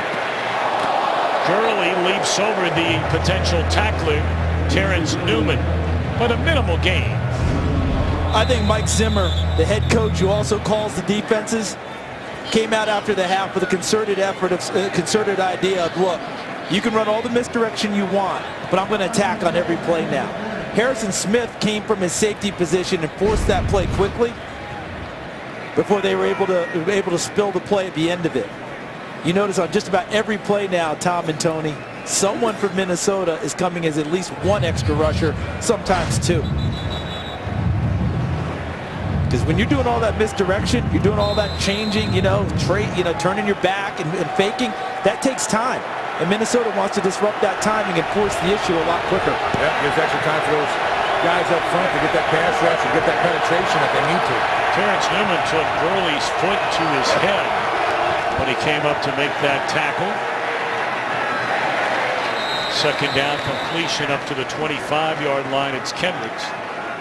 Terrence Newman has played good football for a long, long time, and most of it playing for Mike Zimmer. 37-year-old corners are not supposed to exist, let alone play at the level we're watching from Terrence Newman this year. Foles going to go right after the man who replaced Newman. That's Waynes, and it's incomplete on the throw to Kenny Britt. Wayne's a #1 pick this year out of Michigan State. And watch the coverage, because this is how Trey Waynes played at Michigan State. Just about everything he did was from a press corner position and very aggressive through a receiver. St. Louis may argue he was there a little bit quicker, but the officials let him play on that one, and that felt like home to Trey Waynes from his college experience. Well, between Denard and Wayne, a couple of #1 picks the last 2 years playing for Mark D'Antonio. Hard to move the ball through the air. They call themselves the no-fly zone. A rare fair catch by Sherrills at the 28-yard line. Bridgewater doing it on the ground to give his team a lead. He gets the football when we return. 18-15, Minnesota in front. Midway through this third quarter. Teddy Bridgewater and the Vikings starting this drive from a 28-yard line. They'll hand it to Peterson. And he is thrown down after a gain of 2. How about the last drive for Teddy Bridgewater? Came alive, big pass to Stephon Diggs. Started to loosen things up for the big horse, Adrian Peterson. But how about Teddy Bridgewater using his legs for the touchdown and then the 2-point conversion to put Minnesota back in the lead? Mike Zimmer, his coach, has talked about sometimes Teddy overthinks things because he's so analytical. He wants him to quit thinking and just go play. And when he just plays, good things tend to result. Well, I think we saw that in the last drive. Pretty nice throw right there and a pretty nice catch in traffic by Stephon Diggs. Maybe a yard or 2 short of another first down. And Minnesota has the wind at their back. It's 6:39 and counting going down towards the end of the quarter. They need to take advantage of it with this drive.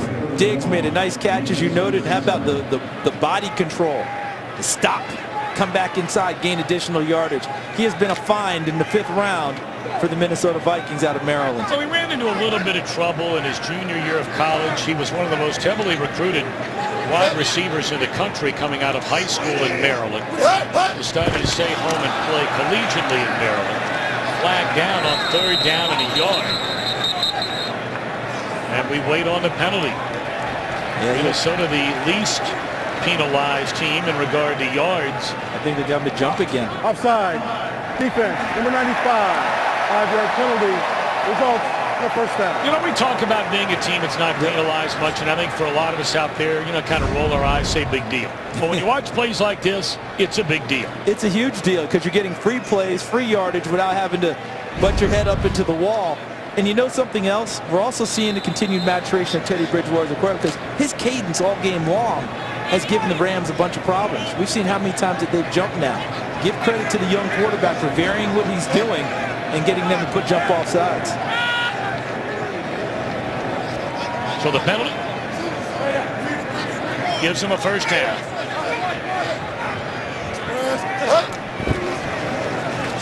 Peterson cut it back to the inside, and that's where he ran into Matt Longacre. Just activated for this game this week. They're excited about him. Made the team as an undrafted free agent out of Northwest Missouri. A Division II school with a great tradition of football. They play awfully well.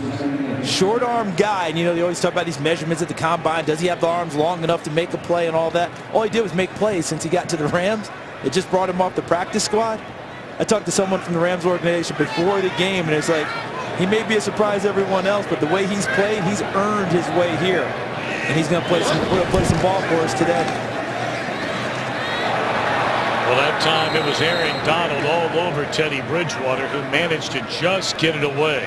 NFL's Defensive Rookie of the Year a season ago was Donald. And Donald right in the middle of your picture there. Great inside fake and then the outside rush, keeping it nice and tight. Went to the Pro Bowl and was named All-Pro, I believe, as a rookie. Yep.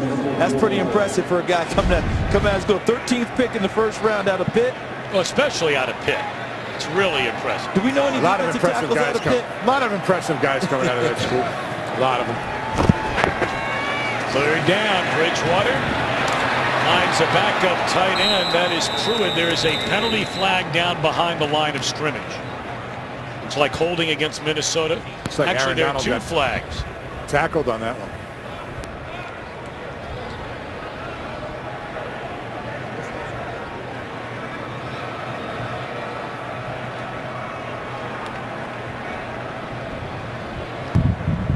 Holding.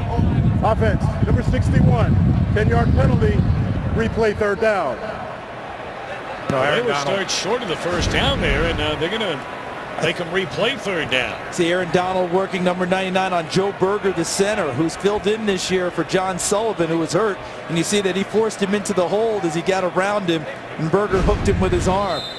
But I think the reason that he took this penalty, Jeff Fisher did, is because of the wind. It's so hard to run the offense going into it that he wants the Vikings to have to go further deeper in their own territory, and hopefully he'll gain some advantage when they get the ball back.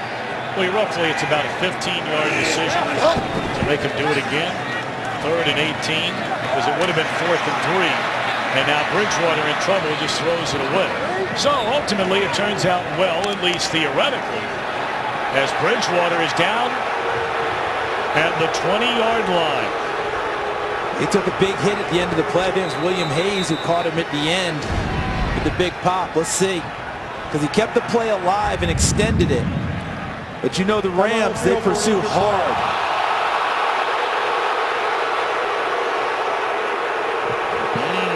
See, the way things have gone this year, anything low on a quarterback has drawn a lot of extra attention and scrutiny.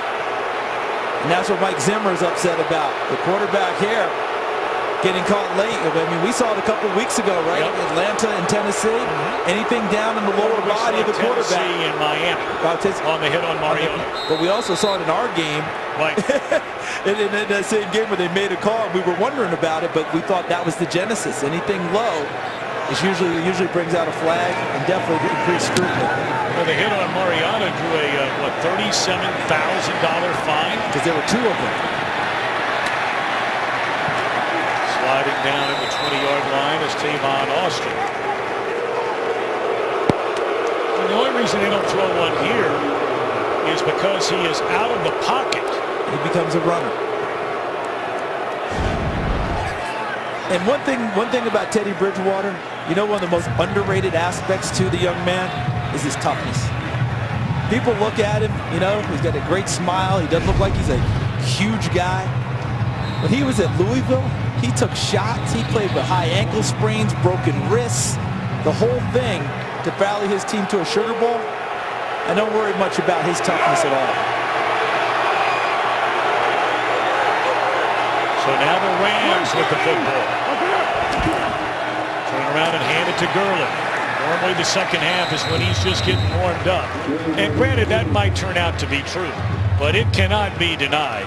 This Minnesota defense has been more than geared up to face Todd Gurley so far here today. 13 carries, only 34 rushing yards.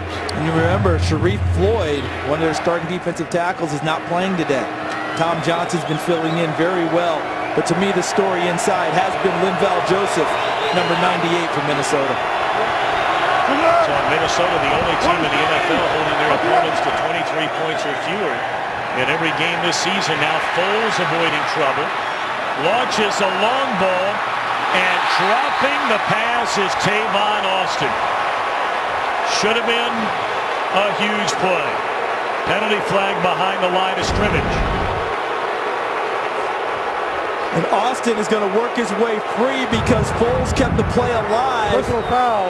Roughing the passer, defense number 98 with a blow to the quarterback's head. It's a 15-yard penalty.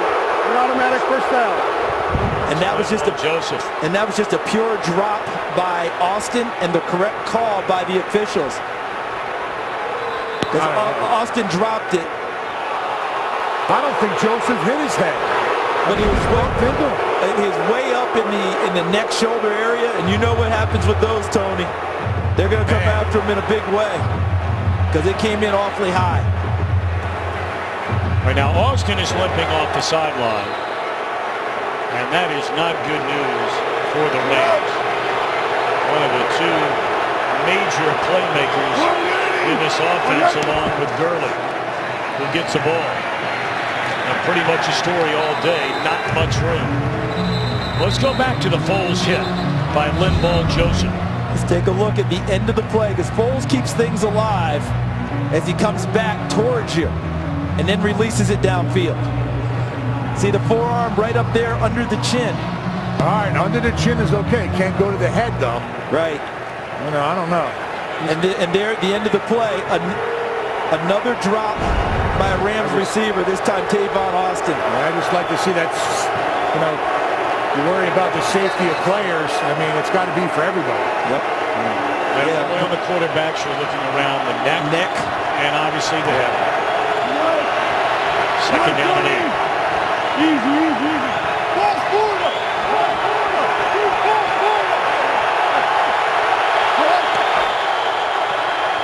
Early. Tries to cut it back to the inside, and Robinson with a nice tackle. Let's go to Los Angeles. Rams and Vikings, a flashback to the 70s. So too are the Steelers and Raiders, and it's a good one as well. Derek Carr, Clyde Walford, 1-yard score. They're tied at 21 in the Berg in the third. Tom, Charles, and Goose. That is old school, Isn't it? And both of them relevant. That's the best part about watching it. The Raiders are having an excellent year. The Steelers are tough to beat at home, though. Yep. Except they did get run by Cincinnati, I remind Tony, on a 3rd down and 7. Oh, yeah. And into the hands on the far side to Stedman Bailey. But that was sniffed out beautifully. We talk about that open field tackling, Charles. We've seen it all day long. No retreat on the play, Tony, because out to the right of your screen is where the play is going to happen. And Munnerlyn reads it, comes underneath before the blocker can get there, because on those quick screens, you often run blockers out from the line of scrimmage, from the interior line. He came underneath it before anyone could get there and spilled the play.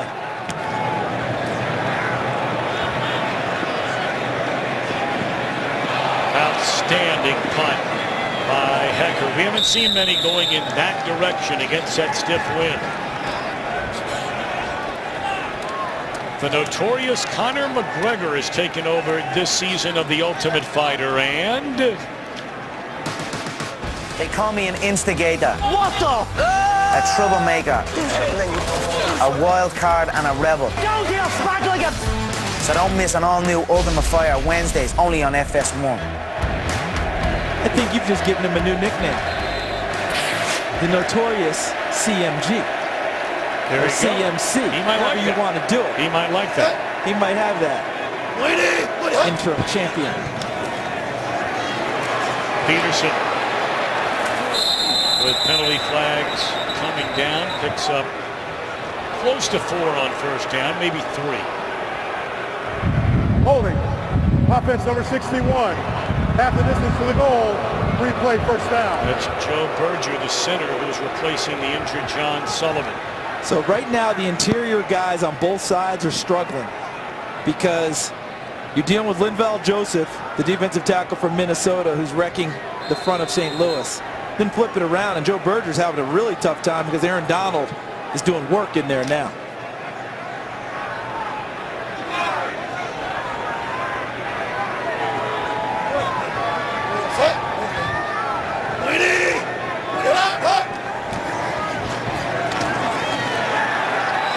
Beautiful play made by Barron, former #1 pick of Tampa Bay. Right around this time a year ago, they made the trade to the Rams to get him. There's so much for playing safety anymore. Watch to the right of your screen and watch him just appear. Number 26, and look at that. That's just straight ahead pursuit, read the play, came through an open gap, and finished it off. When you have 9 guys in the box, you can't account for everybody. That will be the final play of this 3rd quarter. Minnesota getting the touchdown run by Bridgewater, capped it off running for a 2-point conversion. And it's a 3-point lead. Fox NFL Sunday will continue after these messages and a word from your local Fox station. Well, we understand that Tavon Austin is suffering from some cramps down there. Trying to work through that, and I would expect him to come back. We shall see. How about the device he's got on his hand? Looks like a club right there. I don't know if that's heat. I don't know if that's heat, ice, you know, cold that he's trying to get in there, but he's trying to work that out. So he's got a couple of injuries he's trying to work through. Vikings raced out to a 10-0 lead. The Rams would come back with 12 unanswered points, 15 unanswered points. Getting that final field goal before the half, and the only score in the 3rd quarter, a Minnesota touchdown. Penalty flag down.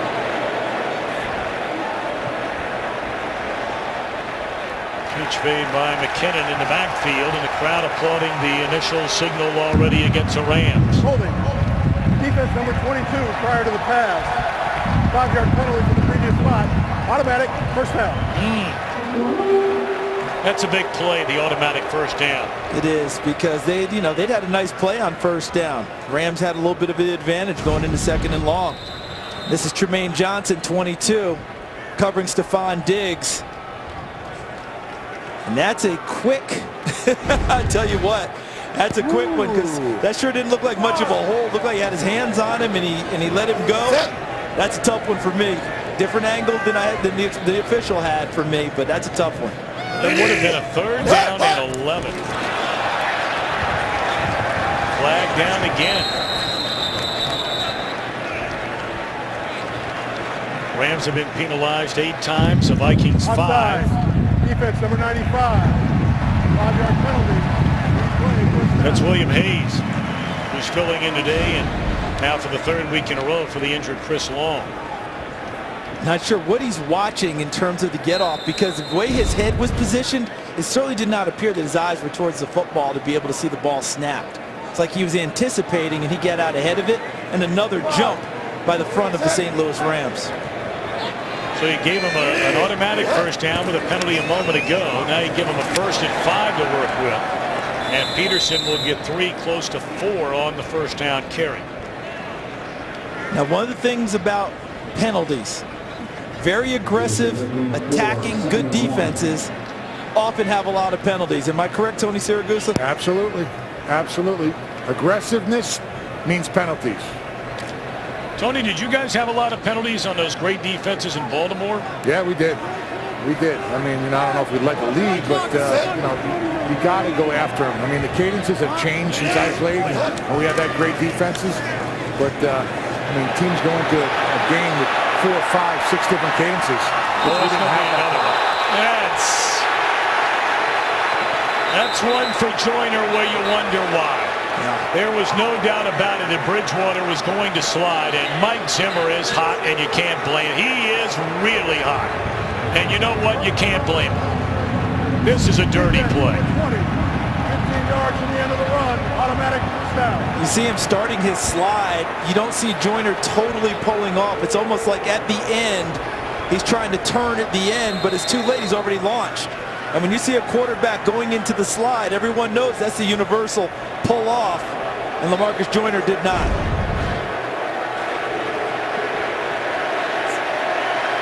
Today's Game on Fox is sponsored by Hyundai, an official sponsor of the NFL. By McDonald's, teaming up with the NFL like never before. And by Sprint. Well, Joyner, the big hit, drawing a penalty on Teddy Bridgewater, who's still being looked at by the medical staff of the Minnesota Vikings. And you see Teddy making the slide, so he's got time to pull off. That's where LaMarcus Joyner made his mistake. It's the universal. When the quarterback goes into a slide, everyone knows you got to lay off of him. No sense in me even launching, and it wasn't so late that he couldn't have pulled off on that play. Shaun Hill certainly has been one of the better backups in this league for a long time. This guy can throw the football. First pass thrown is fumbled and then recovered by Stephon Diggs. Heads up play by Stephon Diggs on that one. And that's why you run to the ball. Just right here is exactly why. And one of the issues Adrian Peterson has had this year has been ball security. And the Rams talked about that with us in our meetings. Look at Akeem Ayers going for the football, popping it free. Out of bounds. Very fortunate is Minnesota that the Rams did not get the ball, because number 31, Maurice Alexander, didn't see the football. It went right past him. And great hustle by Stephon Diggs to keep possession for Minnesota. Shaun Hill, his 14th season out of Maryland. He started 8 games for the Rams last year. Well, they might want to get some stickum on those hands for Adrian Peterson. That's 2 in a row. And it's very interesting because Adrian Peterson notoriously is known as the guy you don't want to shake hands with because of his grip. Yet, in these situations, those mitts are not holding on to the football. So, guys, real quick, Teddy Bridgewater is on his way to the locker room. He's being evaluated for a concussion. We'll see what happens. That was a clean handoff that Adrian Peterson did not put away successfully. You can understand why Mike Zimmer is really upset. I mean, that's the kind of play that can send your season off the rails. They've won 3 in a row. Get the personal foul penalty. And now your quarterback has to leave the game with 13 minutes left to play. 3rd down and 3, incomplete. That was a big fumble by Peterson. Both on the catch, because he probably gets a first down. Yep. And then on a 3rd down and 2, he fumbles on a play again where he probably gets a first down. I think if Mike Zimmer right now, what he's thinking is he's going to rally his defense at this point and say, the game's in your hands. Okay, Bridgewater's out. It's time for you guys to carry us home for this week, and we'll worry about Teddy after this thing's over. That's another ugly punt by Jeff Locke.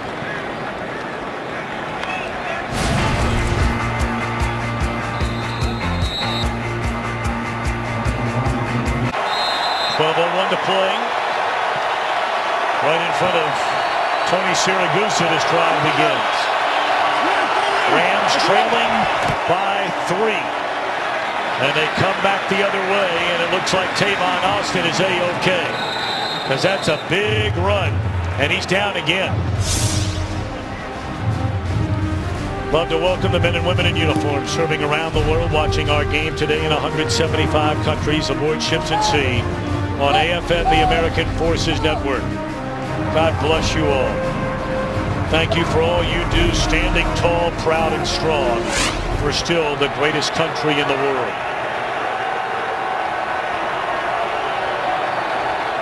A 20-yard run. Austin by far their leading carrier today, although Gurley trying to get loose here, caught from behind by Griffin. And that's down to the 40-yard line. Let's send it back to Kurt Menefee. Well, Tennessee had scored 3 touchdowns in their previous 4 games. This is why Ken Whisenhunt isn't there anymore. They've got 3 touchdowns today, all passes from Marcus Mariota. That one to Justin Hunter tied it at 28 in New Orleans. Tom, Charles, and Goose. Well, New Orleans better score about 42 a night. That's kind of where they are. Yep, that's where they are. Where they are. Yep. And there's something special about that kid in Tennessee, isn't there? I know you love him. And he's playing to it. 3 touchdown passes today, his first game back after missing a couple with the knee. We'll see him next weekend against Cam Newton and the Panthers. Last check, Carolina had a big lead over the Green Bay Packers, and all of a sudden the Packers look pretty human these last 2 weeks. It's hard for people to believe. In the last 4 weeks, the Green Bay Packers offense rank 30th in the league. Green Bay Packers. I mean, when I got that stat, I went back and looked it up twice. Blew me away.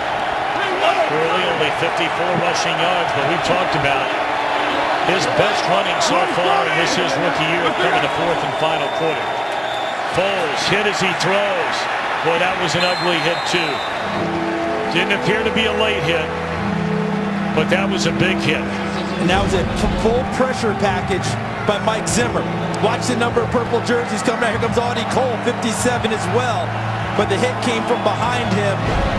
Is that Linval Joseph again, 98? Yep. Boy, has he been a player today. Been a player all year. Yeah, Pro Bowl's back in Hawaii. He might as well start making some reservations. Only 2 of 11 by the Rams on 3rd down. They're the worst in the NFL coming into this game. And 0 for their last 7. And it looks like there's communication issues again inside Nick Foles' helmet. Well, they did reset the play clock for him. Need to get to the 30.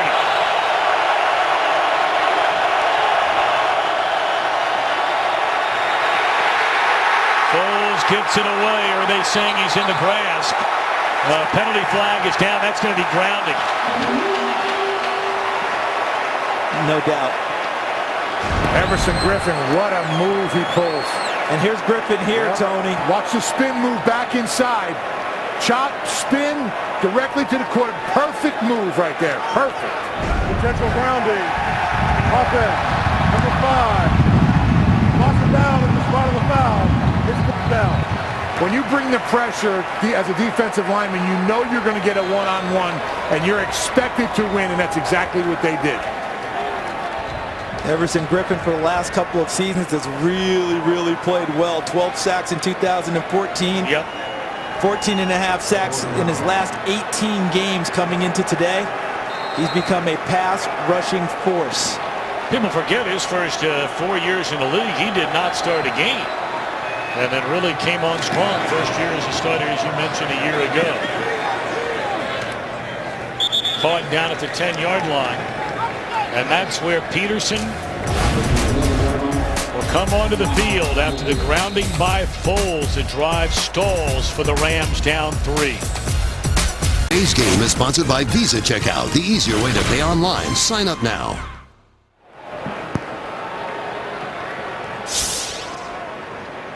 Nick Foles was being looked at just a moment ago. In fact, he just got up off the bench and trying to move around. They were looking at his left ankle, left shin, after the hit he took from Everson Griffin.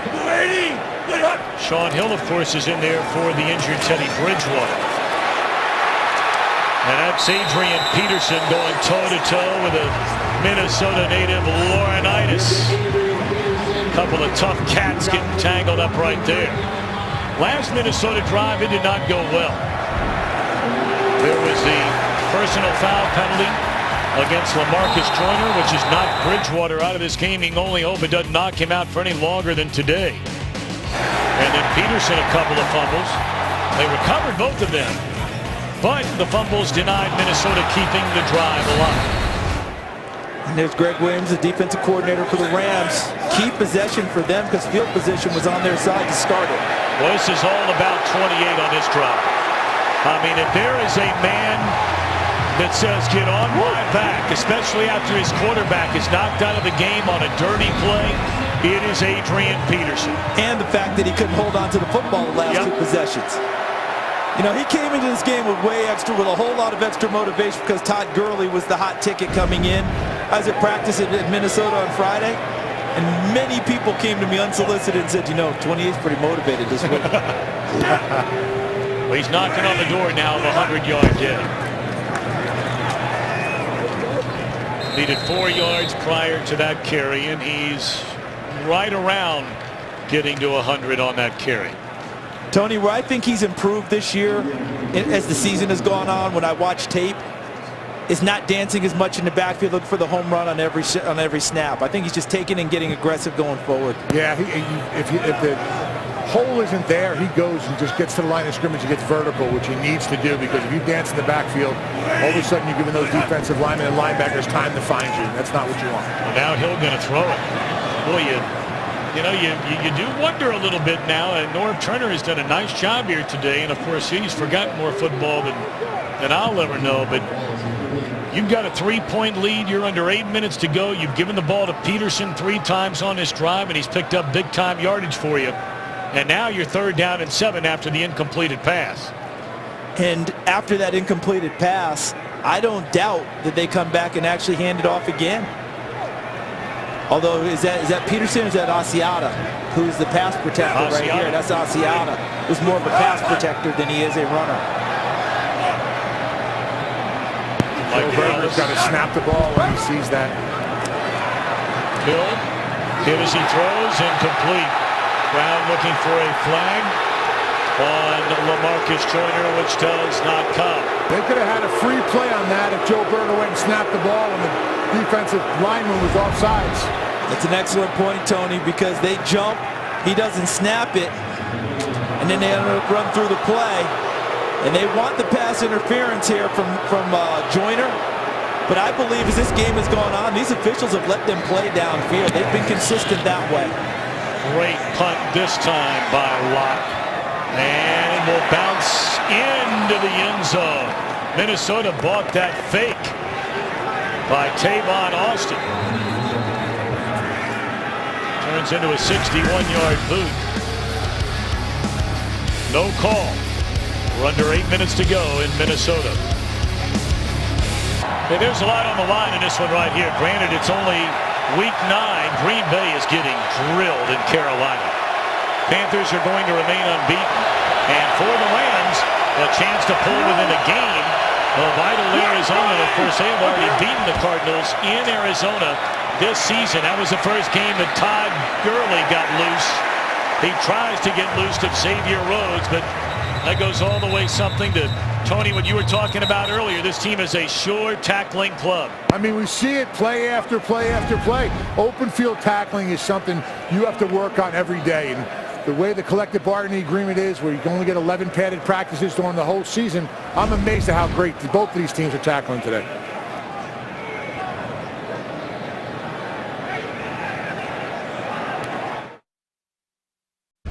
As we were going to break, they were looking at Audie Cole. They still are. If you love winning teams, check out the hilarious new comedies on Fox. Grandfather, John Stamos. The Grinder with Rob Lowe. Fresh fun. And bring big league laughs, all new Tuesdays on Fox.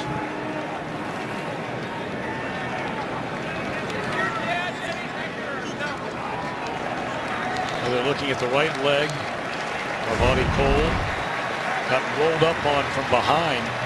It looked like by Jamon Brown. And then coming across a Minnesota defender along with another blocker. So Brandon Watts, the infrequently used second-year linebacker out of Georgia Tech, will come on and replace Cole, who is already replacing the outstanding rookie Eric Kendricks.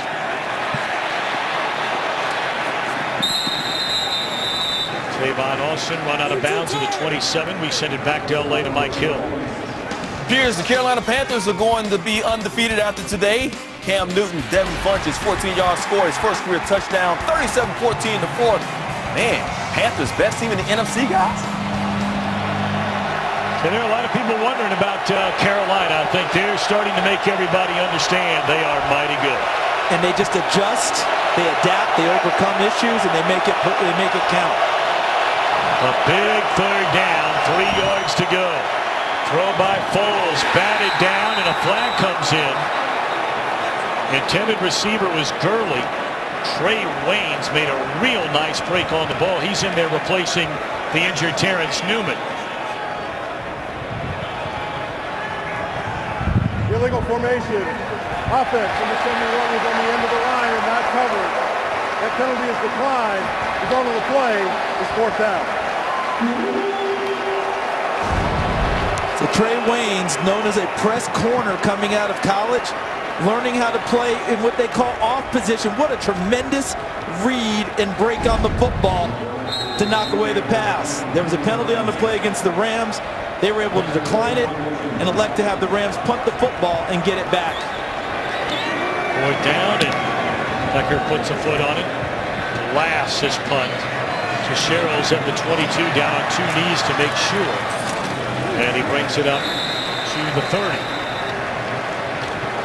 And there are a lot of moving parts going on here. You know, the big picture, Charles, Green Bay, we just mentioned, Mike did, that they're getting drilled by Carolina.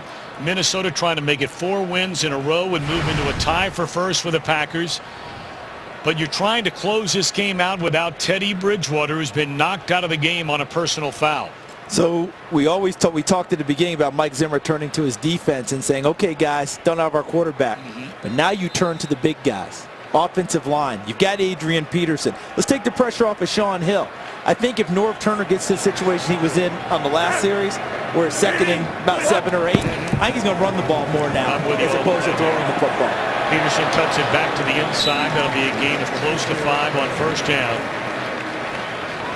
That's also an advantage to them with the clock, too, right, Charles? Yes, exactly, because now I think Norv's going to look at it and say, okay, we saw those last couple of throws by Sean. Terrific backup quarterback, but it's just not clicking. Let's go ahead and run it with the big horse. If we don't get what we want, we punt it again and play defense. But as you noted, Tony, you take time off the clock. They threw it 2 times on the last drive. Not much time left. Excuse me, not much time left off of the clock. So I think he's going to run it from here on out. Turn around and give it to Peterson again. Picks up a yard. So here you are on 3rd down and 5. As we are now under 6 minutes to go, and Minnesota with a 3-point lead. You know, people didn't see early in the game, we had a 61-yard field goal because the wind from the open end of the stadium going the opposite direction behind him. Now the Rams are going to have that advantage. If they can get in the area of the 40-yard line coming back, we could have a tie game. So they have an advantage going this way. I think if he throws it here, don't be surprised they throw a little wide receiver screen or something, get out of his hands quickly.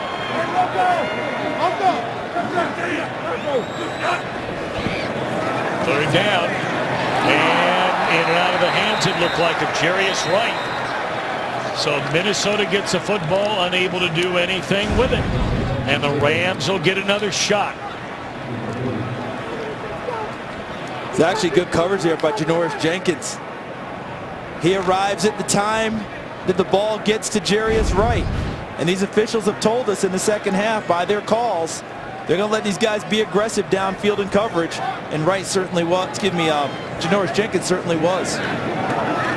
Teddy Bridgewater, we're told, will not return. He is suffering from concussion-like symptoms and will not return in this game. I'm going to tell you what, that handshake at the end of this game between Mike Zimmer and Jeff Fisher is going to be one to keep an eye on, because Zimmer is still steaming about that hit by LaMarcus Joyner on his second-year quarterback to the head.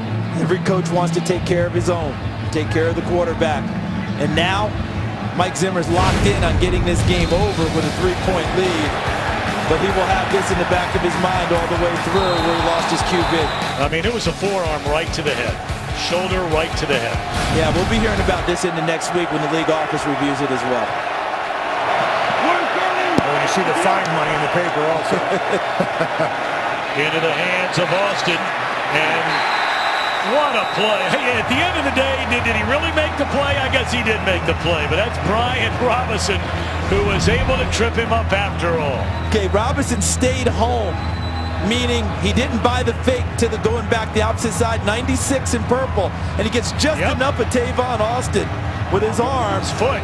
And then he gets to see the arm hits him, and then he gets down to the foot and takes it out from Tavon Austin. An excellent play by Brian Robinson, number 96. That's a good play. Loss of a yard, second down and 11 for Foles and the Rams. Down 3, 4:30 to go.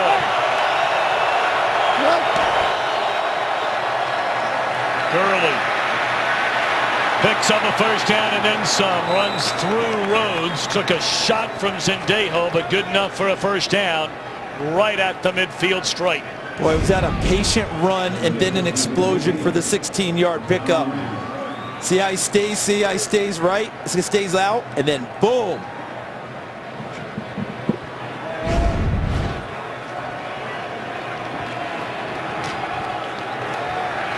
We welcome those of you watching as New England downs Washington today. Here a tight one. Minnesota's won 3 in a row.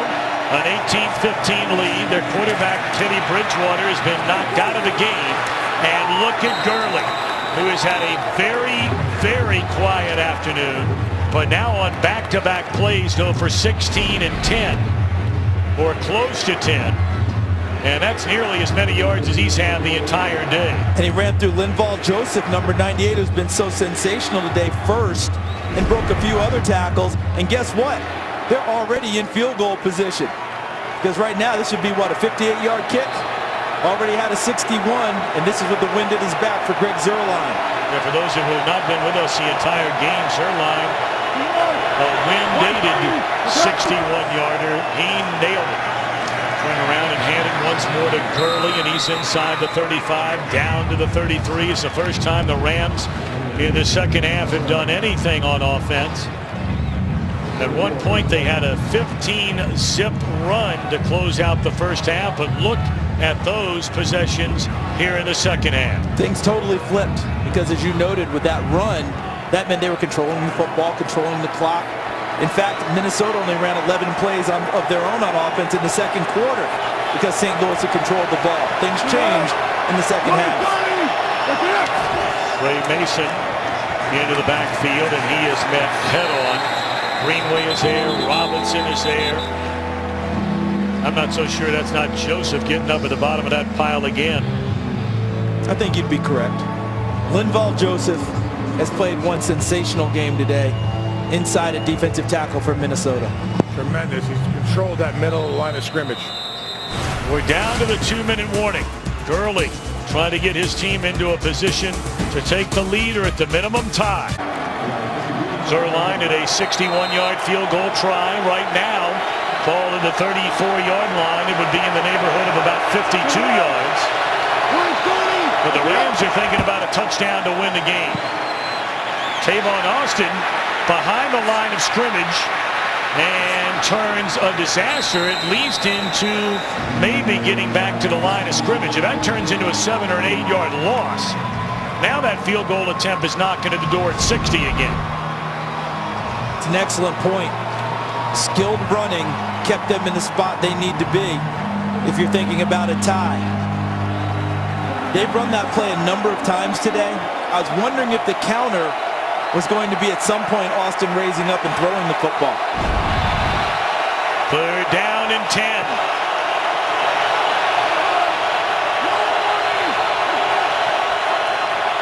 And they run it. And Gurley to the 30.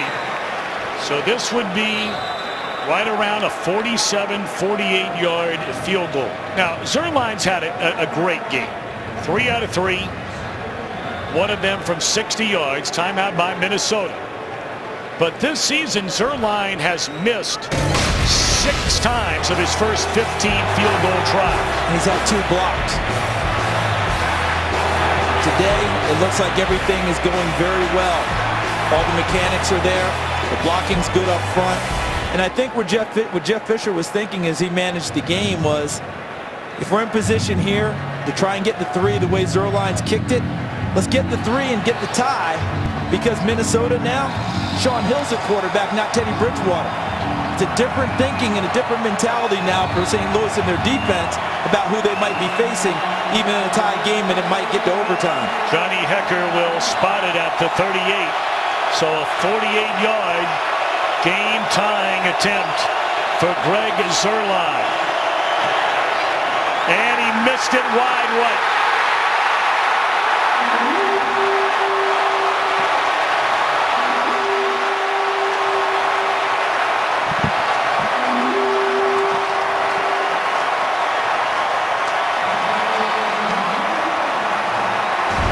As that ball came off the tee, it took a right-hand turn from the wind.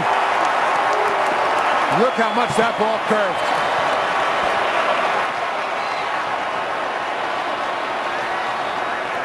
That looked similar to one of his warm-up kicks. We showed that earlier, that Greg Zuerlein likes to warm up and kick at a post, at a small object, as opposed to trying to put it through every time. Aim small, miss small. In this case, he missed big to the right. Mike Zimmer and the Vikings get to celebrate. Well, this kind of game is nowhere close to being over. The Rams have all 3 timeouts remaining.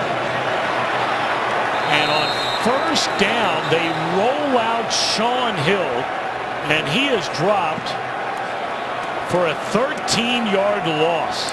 And really, the play was made by Akeem Ayers, the linebacker of St. Louis, because he doesn't let the tight end off coming to you to the top of your screen. See, it was misdirection, and they were hoping to sneak the tight end out and give Shaun Hill an easy throw. But Ayers read it quickly, took that away, and Shaun Hill is not anything close to nimble or agile, and he did the right thing and just went down to avoid a fumble.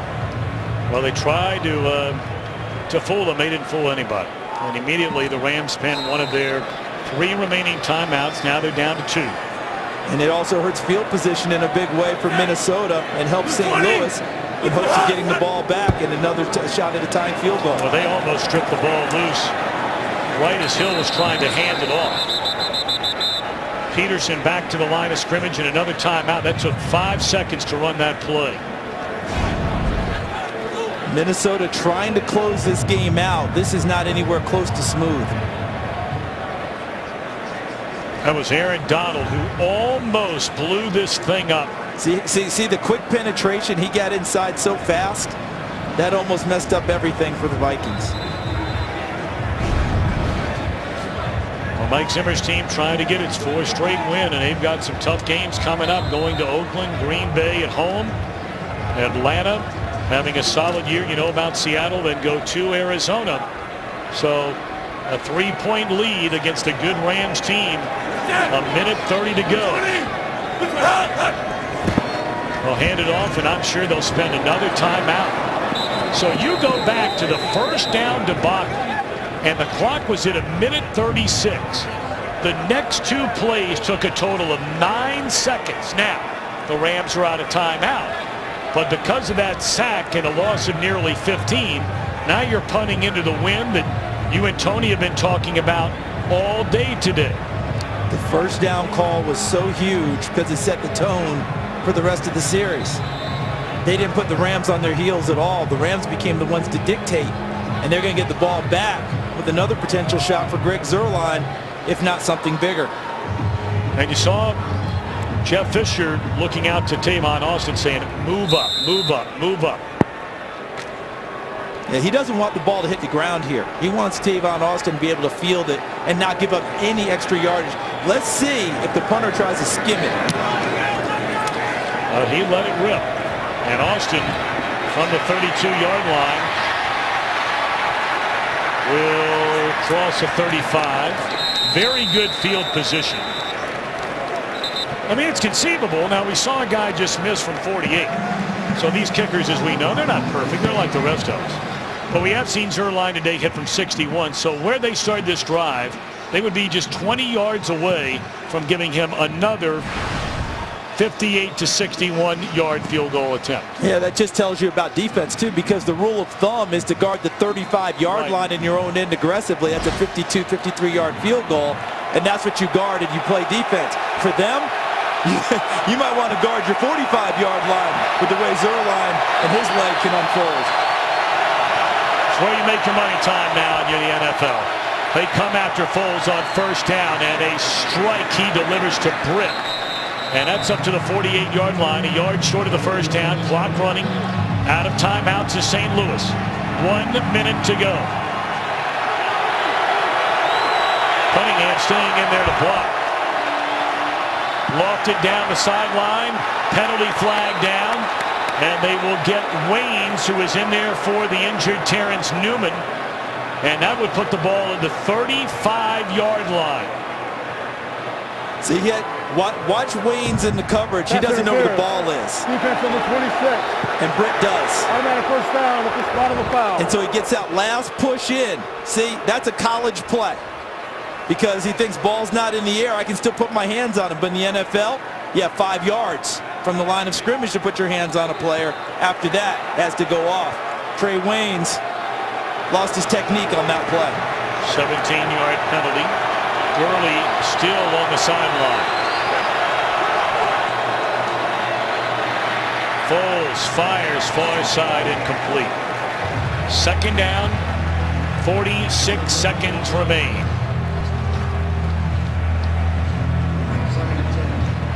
Zuerlein 3 of 4 today. 61, 35, 45, good. A miss just a moment ago from 48 that would have tied the game, and he might get another shot. Tony, you think Zimmer brings pressure here? I would. Why not? Try to go and get a sack, take him back a little bit to get Zuerlein out of his comfort zone, put him in where the wind could affect him a little bit more on a deeper kick. No flags. That had an odd look to it as that ball was snapped. But unable to get it to Britt at the 25 is Foles. There is a penalty flag right in the middle of the field. Came in late in the middle. I think this is going against St. Louis for a hold. It looked like Greg Robinson kind of raised out of his stance and made it a little discombobulated to start with. Holding. Offense, number 71. 10-yard penalty. Replay second down. You cannot get a holding penalty in this situation. Wow. And that's just 10 extra yards on the kicker. So Garrett Reynolds right here is who they called for the penalty. He's got his hands. It looks like Daniil Hunter, number 99, forced the penalty.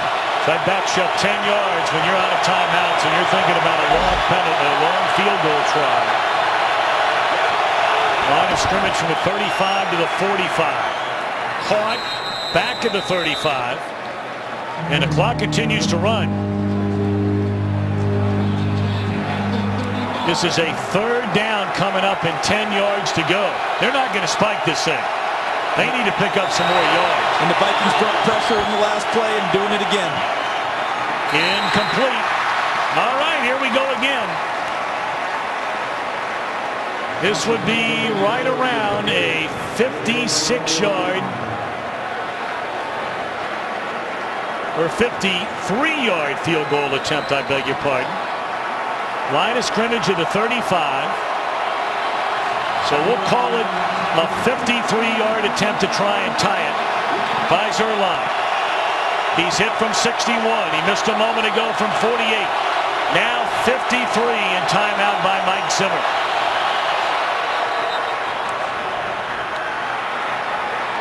That kick was good, but time had been called.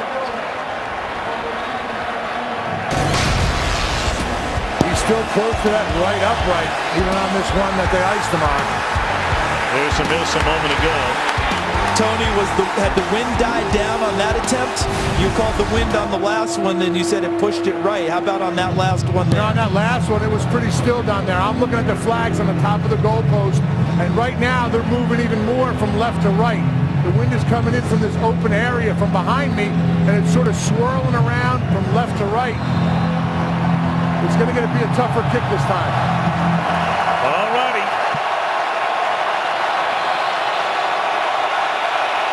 58-yard and now 53-yard field goal try by Zuerlein to tie it. Snap, hold, hammered, and it is good to tie the game at 18.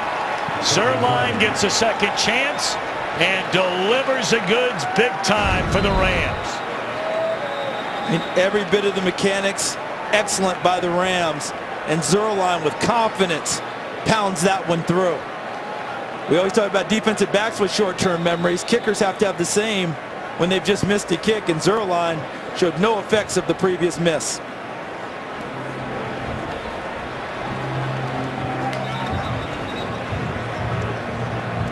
He had to actually make 2 in a row because Zimmer had called timeout.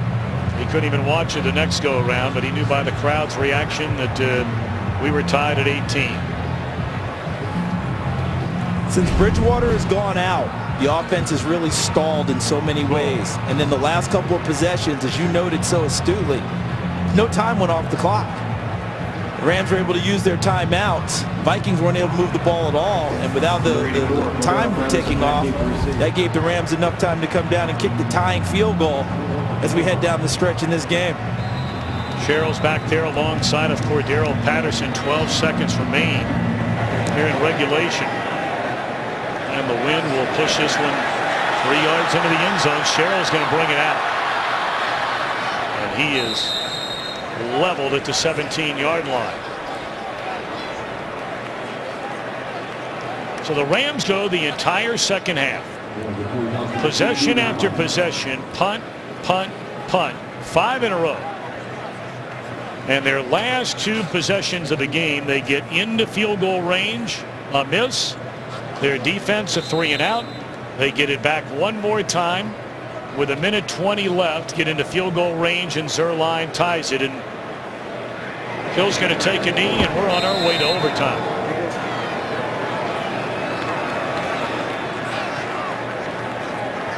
Now, of course, there are different rules from the regular season and the postseason. So let's make sure everybody understands what's going on here. They'll flip a coin to determine possession. Both teams do have an opportunity to possess the ball, and you can possess it by getting a turnover. Correct. Unless the initial possession is a touchdown or a safety. 15-minute period. Each team will be given a pair of timeouts. All replays initiated from the booth. So there we have it. You get 1 period to finish this. Now, if this were the playoffs, we'd go until we had it. So now we want to see about the wind being such a big factor. How does it play into overtime? Well, I mean, the decision, look, it's a great question, Charles, because when you're asking yourself, what do you want to do? You know, if you let the other team have the ball, they can finish score a touchdown, they can win the game. They finish it. But, you know, you're talking about, that doesn't happen very often. That's right. Not as frequently as at least each team getting a shot. But I don't think the wind's enough of a factor to turn it down and play wind, and you take the ball first. Captains, we will play one overtime period of up to 15 minutes. Each team will have the opportunity to possess the ball unless the team that first gets possession scores a touchdown or we have a defensive foul. Each team will be given 2 timeouts. All replay reviews are from the booth. Fourth quarter timing rules are in effect. If the score is still tied at the end of the 15 minutes, the game will be declared a tie. Any questions? Here's the coin, St. Louis. There's the head. There's the tail. What's your call? Tails is the call. Tails is the call. It is heads. You want to defend this end. You want to defend this head. Okay, you're getting the ball. They took the win, Minnesota's guys. won the toss. Elected to defend this goal. It will kick off to St. Louis. How about that? Wow, you don't see that very often. No, you But Mike do not. Zimmer, hey, that's a lot of confidence in your defense. And when they come asking after the game, it better be. Well, some facts on overtime games this year. This will be the 12th. The 17 has won 10 or 7 of the 11 as a home team. Team winning the coin toss 5 out of 6. You know, one play you can't overlook in this game that we talked about at the time as that one's booted through the back of the end zone is Jeff Fisher's decision to go for 2 early in this game. You know, if you play out the rest of the game. So remember, he missed the chance to go ahead and make it a 10-7 game with his team behind. So he went for 2 to make it 10-6. Let's assume he kicks it for a minute, right? Yep. It's 10-7. As the game plays out, that last field goal, because Minnesota doesn't go for 2, which obviously gave him a 3-point lead on the Bridgewater touchdown and 2-point conversion. That last field goal wins the game for the Rams 19-17 if they kick the extra point on their first touchdown.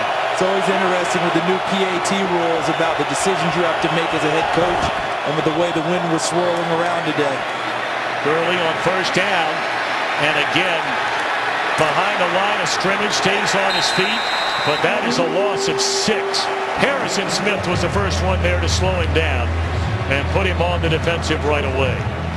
Seen a 61-yard field goal. Zerline joining Janikowski, the only 2 kickers in the history of the NFL to hit from 60 and beyond twice in a career. Peterson has gone for 104 yards, but Bridgewater took a vicious hit to the head, knocked out of the game. Personal foul by LaMarcus Joyner. And the Minnesota Vikings offense has just been in neutral. That play's going nowhere. And again, beautifully defended by the captain, Captain Munnerlyn. Guy's a good player. And this is exactly why Mike Zimmer did what he did. Won the coin toss, chose to defend with the wind. He had confidence in his defense. Huge third down here. And the way he's called this game, I don't expect him to sit back here. I still expect to see some type of pressure, 1 extra rusher at Nick Foles. What they got to do is just play everything in front of them. They've got Zendejo standing all the way back to the 32-yard line. Nobody's getting behind him. And they try to get behind him, and that's just not going to happen. So 3 and out. Zimmer puts trust in his defense, feeling the wind direction was more important. And it's 3 and out for the Rams. And it turns out to be a heck of a call by him because to fit that throw in would have been tough. Foles gets hit. There's Everson Griffin right at the end with a little bit of pressure, but that would have been a very difficult throw to fit in over the top of one defender and in front of a second one. Always dangerous. Marcus Sherrill stands back at his own 45-yard line. That is a great punt by Hecker, chasing him back to the 23. And along the sideline, it is Sherrill. Did he step out of bounds? He did not. They're going to mark that ball close to midfield. How in the world do they find the balance to do it? These are just remarkable athletes. And what a play by Sherrill's first going back to catch the ball. And right there could have been a block in the back that did not get called. Mike Harkey, 46. And it looked like number 51, Edmund Robinson, right there in the middle, blocked him. And I haven't seen a flag. So the Vikings fortunate to be that Sherrill's return, his gutsy return, has held up. 63-yard punt, 27-yard return. And this drive starts nearly at midfield, into the hands of Peterson off the left side across midfield, but that's about it. Second down coming up. Well, this game certainly turned immediately for Minnesota after Bridgewater took this hit that knocked him out of the game with an apparent concussion by LaMarcus Joyner. Zuerlein had a chance to tie it, missed, got a second chance to tie it, and drilled it from 53 yards, sending this game into overtime. 3 and out for the Rams. And now a field goal can win it for Minnesota. Sean Hill throws, and it's caught short of the first down by Red Ellison. 3rd down and a yard coming up. And remember, when you flip things over, we've spent so much time talking about the Rams kicker, Greg Zuerlein. What about Blair Walsh, the tremendous kicker for Minnesota, who has now made, what, 14 straight kicks? Yep. His confidence awfully high, and in 2012 in St. Louis, he made 5 for 5 in the game against these Rams. 3 of those kicks from 50 yards or more. I know it was a dome, and that's different, but he has that same confidence going he had that year as a rookie. Walsh has one of the best legs in the NFL. And this is a first down and then some for Peterson. He's to the 30-yard line, wrapped up by McLeod. You want to put it in someone's hands. Adrian Peterson's the guy in a situation like this.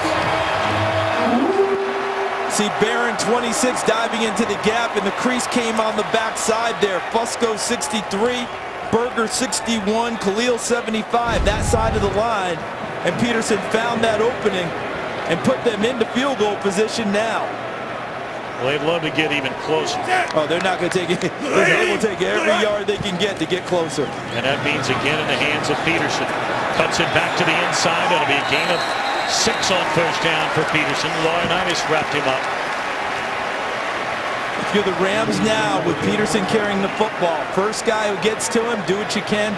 Everyone else come in trying to rake the ball free. That's what you want. You've got to create a turnover at this stage. So if you're Adrian Peterson, who's dropped a couple already today, ball security paramount at this point of the game, because you have more than enough distance now for your field goal.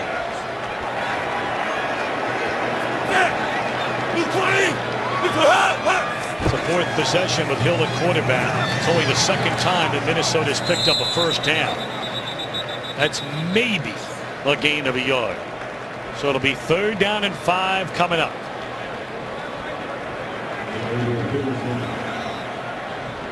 Yeah, this is just strictly about, okay, where does Blair Walsh want to kick the ball from? He comes here every Wednesday when they're going to have a home game.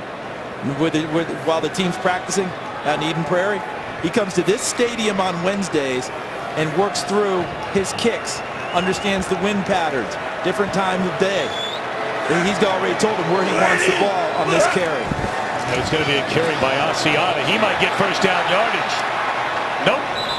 He appears to be about a half a yard short.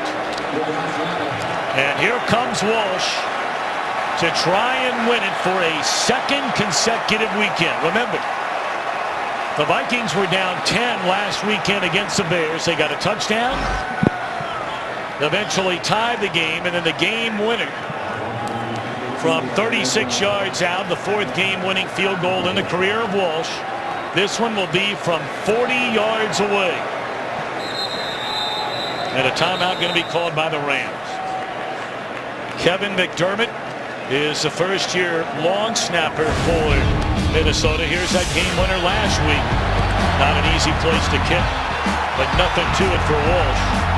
Walsh really struggled in the preseason, struggled early this year, and people began to wonder, is this the same guy that was so good in 2012? Well, ever since some of those questions came up, as you point out, Charles, he's hit 14 in a row. Remember what he did to get right as well. He went back to the University of Georgia on his open week to ship the bag of footballs ahead, had that little tee holder that you have when you kick by yourself, and worked through his issues, worked through his problems along with his special teams coach Mike Prefer, and has not looked back since. As you've noted, working on a streak of 14 straight, trying to get a 2nd game winner. So here we go. Lock the holder. to try and win it from 40 yards away, and Walsh has given the Vikings their 4th consecutive win.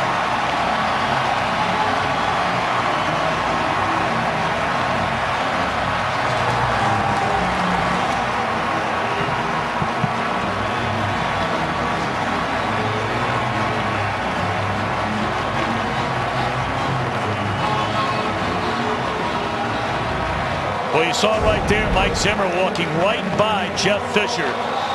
And here's a game winner by Walsh. And these Vikings all of a sudden are 6-2.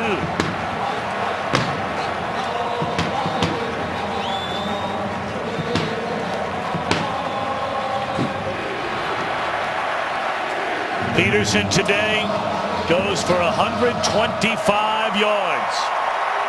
And Walsh celebrating back-to-back wins. Walking right past, not even looking at him, with Zimmer there. Fisher went back to take a look. But you can understand why Zimmer is very upset about his quarterback being knocked out of this game. Minnesota wins it.